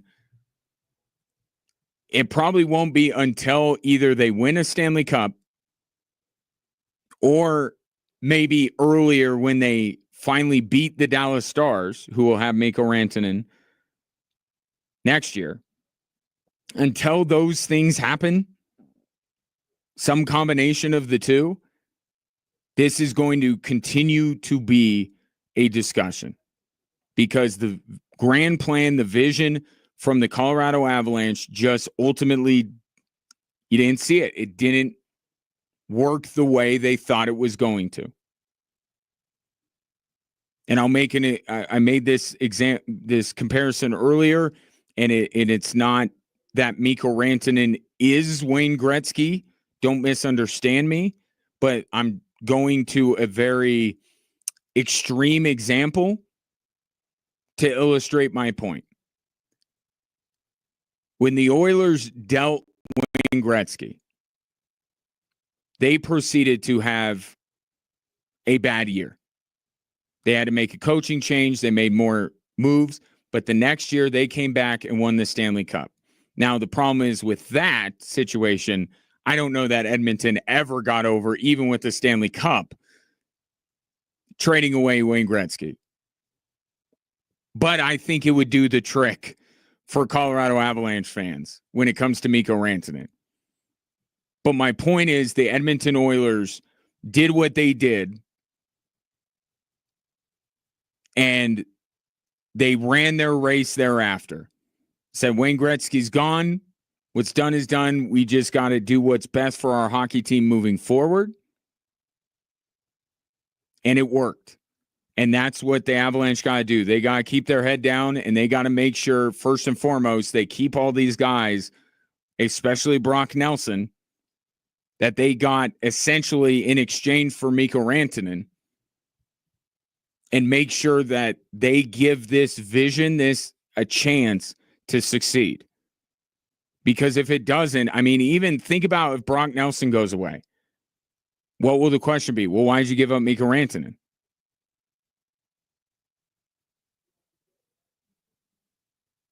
If you can't lock up Marty Necas to a long-term deal, why did you acquire him?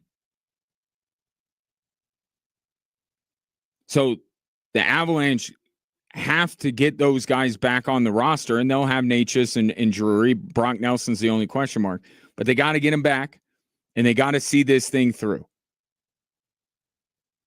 But until then, every game and every goal that Mikko Rantanen plays in the postseason and is a hero for the Dallas Stars, it is just going to keep going back to remind me again why the Colorado Avalanche decided to trade this guy. Because they're sitting at home on their couches, and Mikko Rantanen continues to be the best player in the NHL playoffs. But as bad as it might be today for the Avalanche or for the Denver Nuggets, I got to think the team from Boston is probably having the worst day of anybody.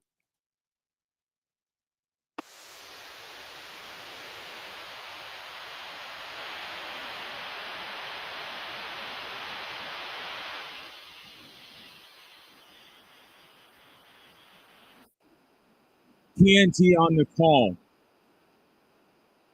As shocking as the Nuggets Thunder game was, it was nothing compared to what happened in the early window, where for the second time in as many games, the reigning NBA champion had a 20-point lead completely evaporated. As the New York Knicks have now taken a 2-0 series lead, as you heard Kevin Harlan say, going back to New York. And this Celtics team, it's continuing with the threes. I mean, the cliche, live by the three, die by the three. I mean, I think every Celtics player has that tattooed on him somewhere. They just refuse. That's what stood out to me. They just refused to change anything about the way they were playing.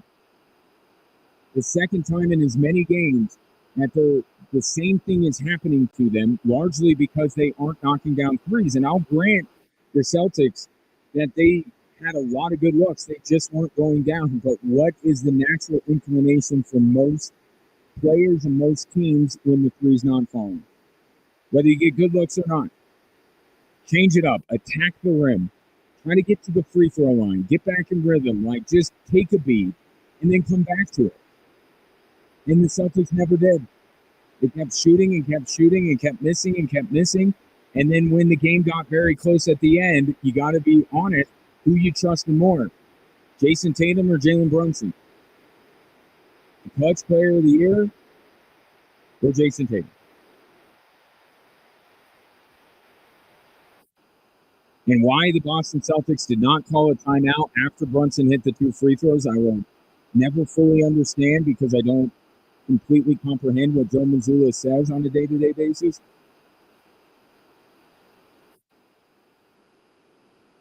But they essentially tried the exact same thing that they did the previous play. And you don't think the New York Knicks are going to be ready for that? And Jason Tatum dribbles himself into a corner with 3 Knicks on him, and that's it. The credit you give the Knicks is, unlike Denver last night, they didn't back down. No matter what the scoreline was, they kept at it and kept at it, trusting that this team, their front-running team, needs something. And when a team pushes back, when a team won't go away, things can get a little dicey for them, and that's what the Knicks were counting on. Now, they would have liked to just go ahead and beat the Celtics by 20. It wasn't the plan going in, hey, we're going to get down by 20 and then come back. But when they got down by 20, there's no panic. In fact, they elevated their game. Where's Mikal Bridges for 3 quarters? Great job by the New York Knicks, but good Lord, Celtic. Try something else. You have the best collection of talent we've seen since the Golden State Warriors. And you're trying the same things over and over again. 3-3-3. Jaylen Brown, Jason Tatum, your turn, my turn. And now the reigning champions are in a really bad spot. Maybe the race for the NBA title is wide open. Maybe. 719-247-1313. Take your thoughts on the 3 stories that are driving the show. More Drive Time Sports right after.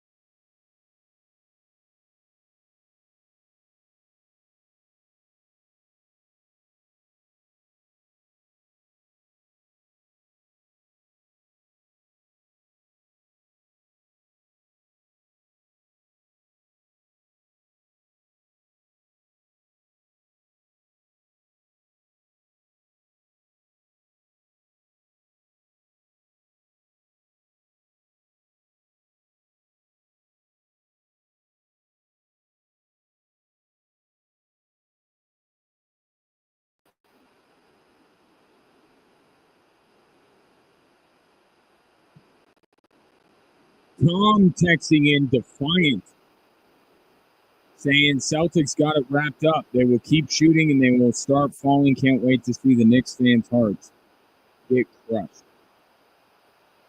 I will say this. You compare it to the other Eastern Conference semifinal that's 2-0 right now. If you told me that one of these two teams would come back, either Cleveland or Boston, I would bet it all on Boston.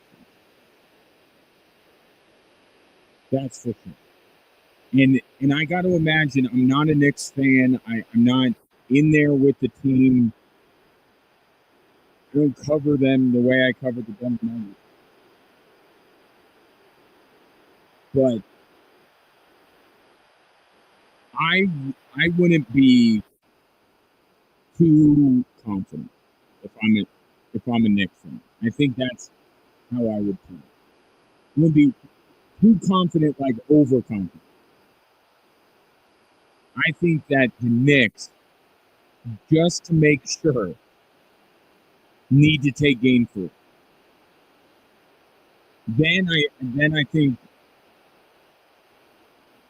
absolutely they'll get it done.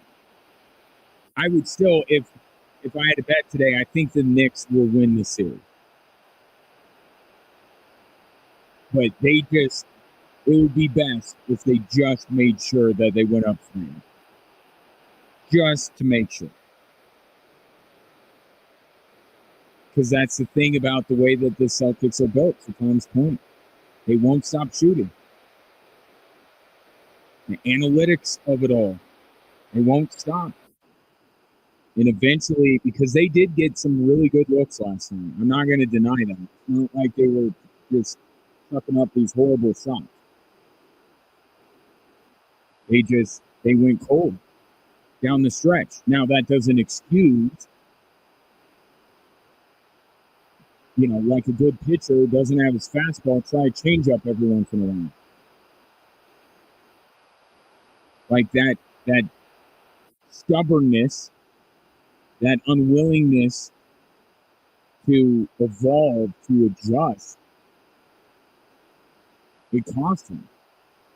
And it could have very well cost them the series. I think it did.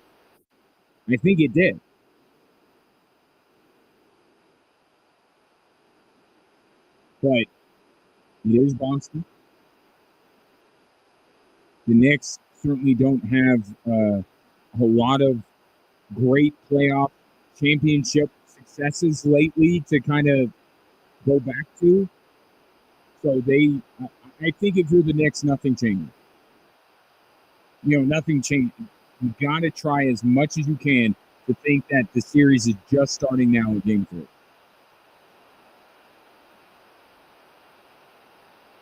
Because I know that city well enough to know that if Boston comes out tomorrow night and gets a win, and let's say it's a fairly decisive win, or they're playing Saturday, like a fairly, people will start to panic.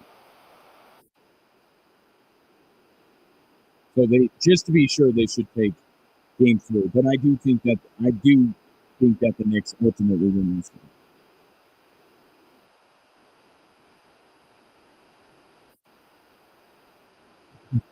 Tom says, put a bet on it. Bring a dunk tank to Territory Days and he fits in it for me.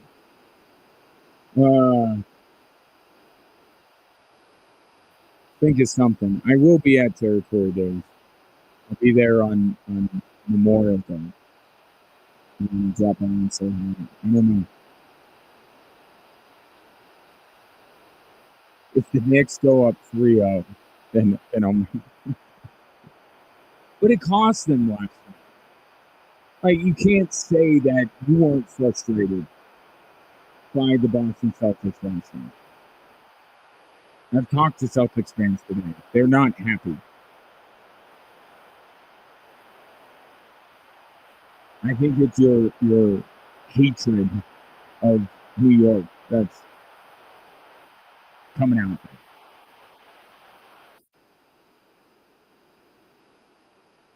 It just came across as arrogant. Just arrogant. We'll see. I mean, we got our hands full here with this 1-1 series with OKC and Denver. Denver needs to win Game 3, and I think that the Knicks should probably try to win Game 3 if they can help it. But it's so funny how these teams, right, in these playoffs have been so nutty that I remember like 3 days ago, Knicks fans were ready to run Mikal Bridges off the team. Why do we give up all those picks? Now Giannis is available and we can't get him because we gave up all our picks for Mikal Bridges. And now I'm seeing the West need F them picks all over social media. I think Mikal Bridges is the best addition they've ever made. But this has been a byproduct of these players. They have been so upside down, and it both in the NBA and in the NHL. Like, good luck predicting what's going to happen. Who would have thought that the same script would play out in Game 2 between Boston and New York as Game 1? Not me.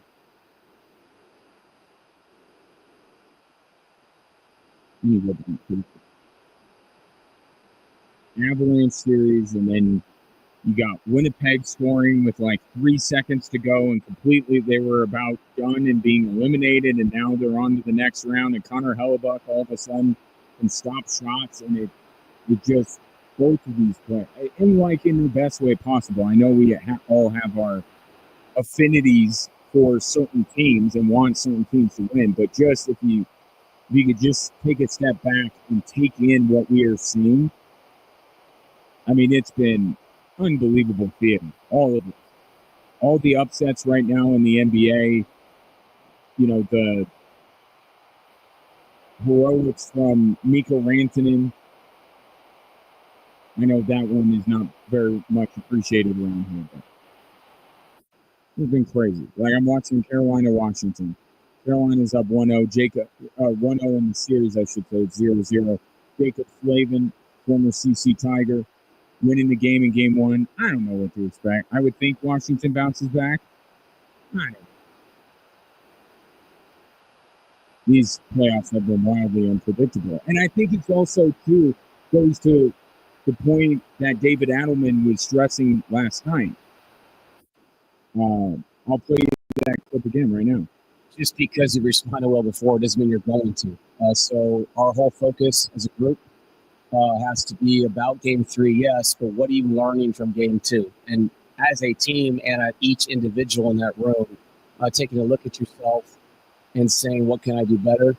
Me looking at the tape, seeing what they did differently, and reacting the right way for our guys to get them more organized against things that we saw tonight.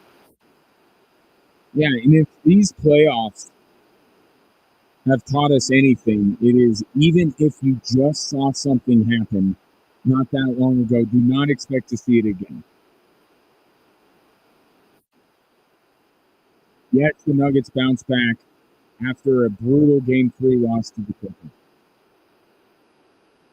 Doesn't mean it's going to happen here. This is a different ball game with the Oklahoma City Thunder. And that's why tomorrow night is so important. We can't do what they did against the Clippers. It was a game later that the Denver Nuggets responded to LA. And fortunately for them, they had enough time left. Really different team. Can't wait to Game 4. Got to get it done tomorrow night. And it starts, of course, with the physical. 719-24-7, 1313 back after me.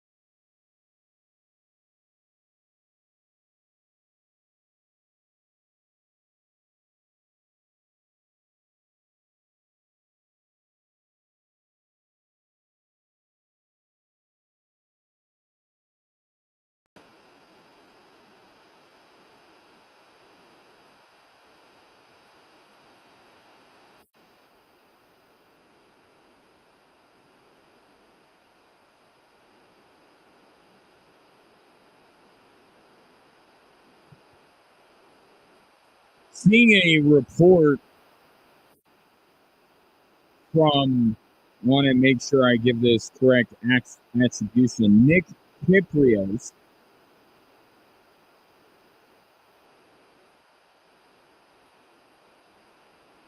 Nick Kyprios is saying, reporting, that Mikko Rantanen wanted to come to Dallas to, quote, jam it down Colorado's throat by making them face him multiple times in the regular season and in the play.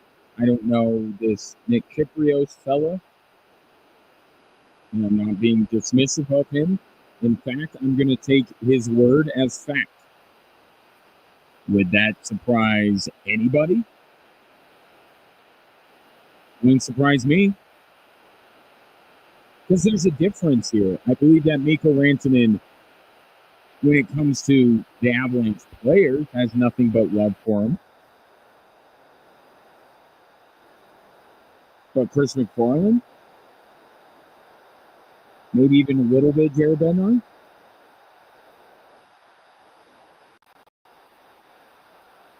I'd buy that. Wouldn't you?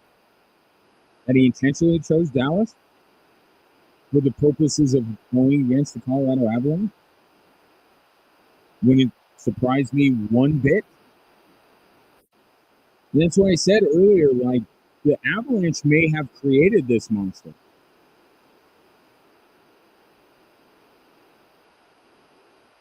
No, it's almost, here's another trade to liken it to that's probably a little extreme, but like when the Luka trade happened,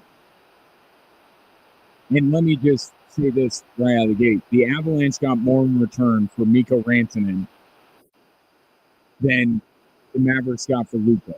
So let's just get that out of the way first. But the concerns that they had about Luka, whether you buy into them or not, clearly they had concerns with him. Defense, his weight, conditioning, all that kind of stuff. They clearly had some reservations about that with Luka. Okay, Avalanche probably had some thoughts about Mikko Rantanen on why he was the one that was expendable. Maybe he wasn't performing at the level. Maybe he wasn't as good on the power play. Or whatever the reasons are. I mean, they say it's depth, but why is he the guy that you have to trade for depth, right? That's the ultimate question. But when Luka gets traded to the Lakers, they also kind of ensured that all of the questions that they had about him, that now they were basically creating the best version of Luka by trading him, by sending this message. And it's an unintended consequence. Right? If all these reports come out that Luka is out of shape and not available and things like that, I think Luka this offseason, you're going to see him really dedicate himself to that. That the Mavericks weren't that wrong. Now, do you still trade the guy? Absolutely not.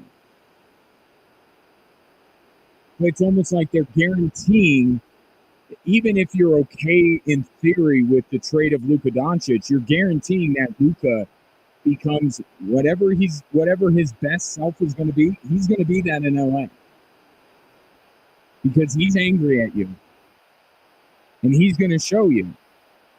Now, can you make that happen while he's on your team? No, it's harder to do. So that's why I say, like, the Avalanche may have created this monster that now has hat tricks in back-to-back games and is accounted for the last 12 Dallas Stars goals and may win the Conn Smythe as Dallas wins the Stanley Cup.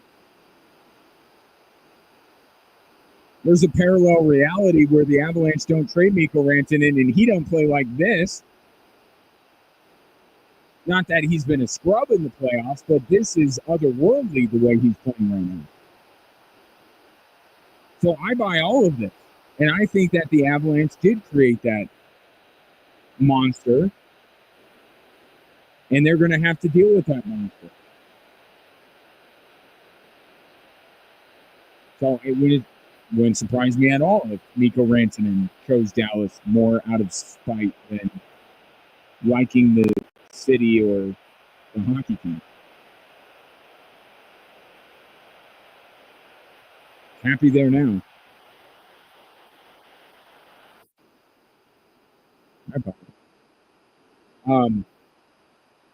Also saw this in kind of wrapped up in Nugget stuff yesterday. But, didn't bring this to the table. I saw that Nick Saban is going to be heading up the Presidential Commission on College Athletics. I don't know if that's the official word for it, but it's a presidential commission, and they're looking at college sports. And like, I kind of wonder, like, couldn't people just tune into College Game Day and get this from Nick Saban? Like, presidential commissions have mixed results. Okay, so if this is being billed as a necessary step towards actually fixing college athletics, I would say don't hold your breath. But I feel like, and if you follow college athletics or college football, I think it's pretty clear what the issues are.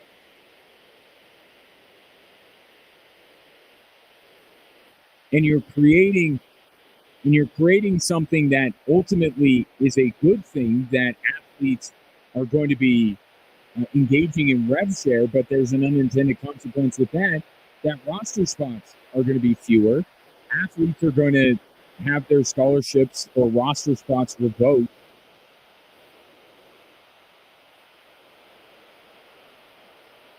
Like, I think I'll say this, it won't take Nick Saban that long to get to the bottom of what the issues are.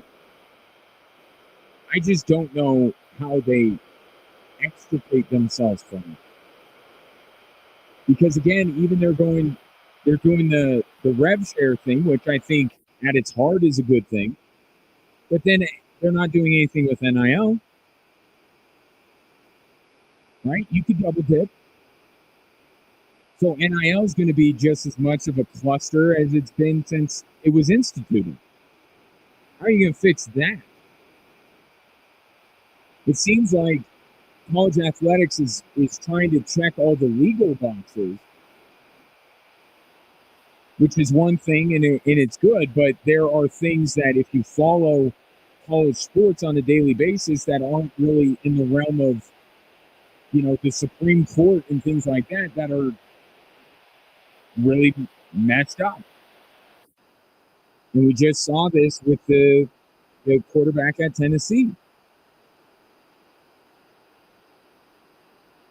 Well, I wouldn't be shocked about anything that Nick Saban says. I've heard what Nick Saban thinks. I agree with a lot of what Nick Saban says. So I don't think it'll take them very long to investigate. But what other people are they going to bring into the mix to figure out a solution? And I guess I'm not totally up on the inner workings of government, but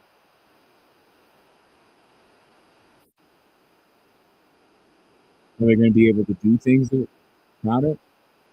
Yes, we see. Baby stuff. Look, doesn't hurt. We are certainly in the no bad ideas phase, because we've had so many bad ideas that have happened up until now. There's no bad ideas on how to fix it. So I want to hear them. How are you going to fix NIL? How are you going to make it so there aren't more Nico Maliabo? And Nick Saban's heading it up. And I got to say, pretty good appointment. Pretty good appointment. He's opinionated, well respected, I've heard him on College Game Day. He certainly knows what the issues are. I mean, the issues in college athletics are why Nick Saban isn't in college athletics anymore.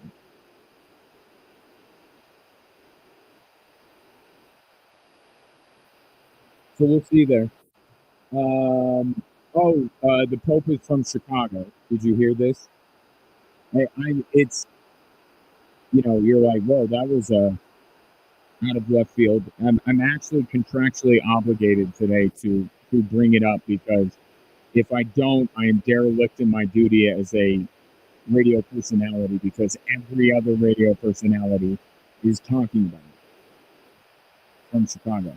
And I gotta say, America, we were in a tough spot, right? Coming out of the Four Nations. That was not a good feeling. It didn't feel great to be Team USA. But today, we get a little of that back.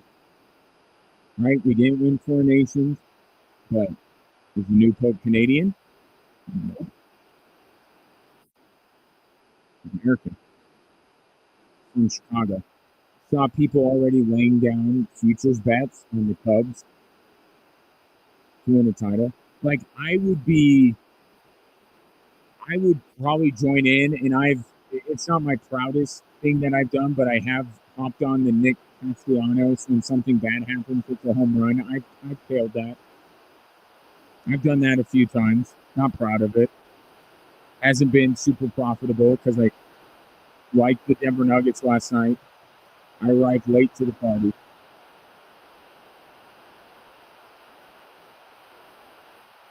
But a lot of people laying down bets. I would think about it, but I'm,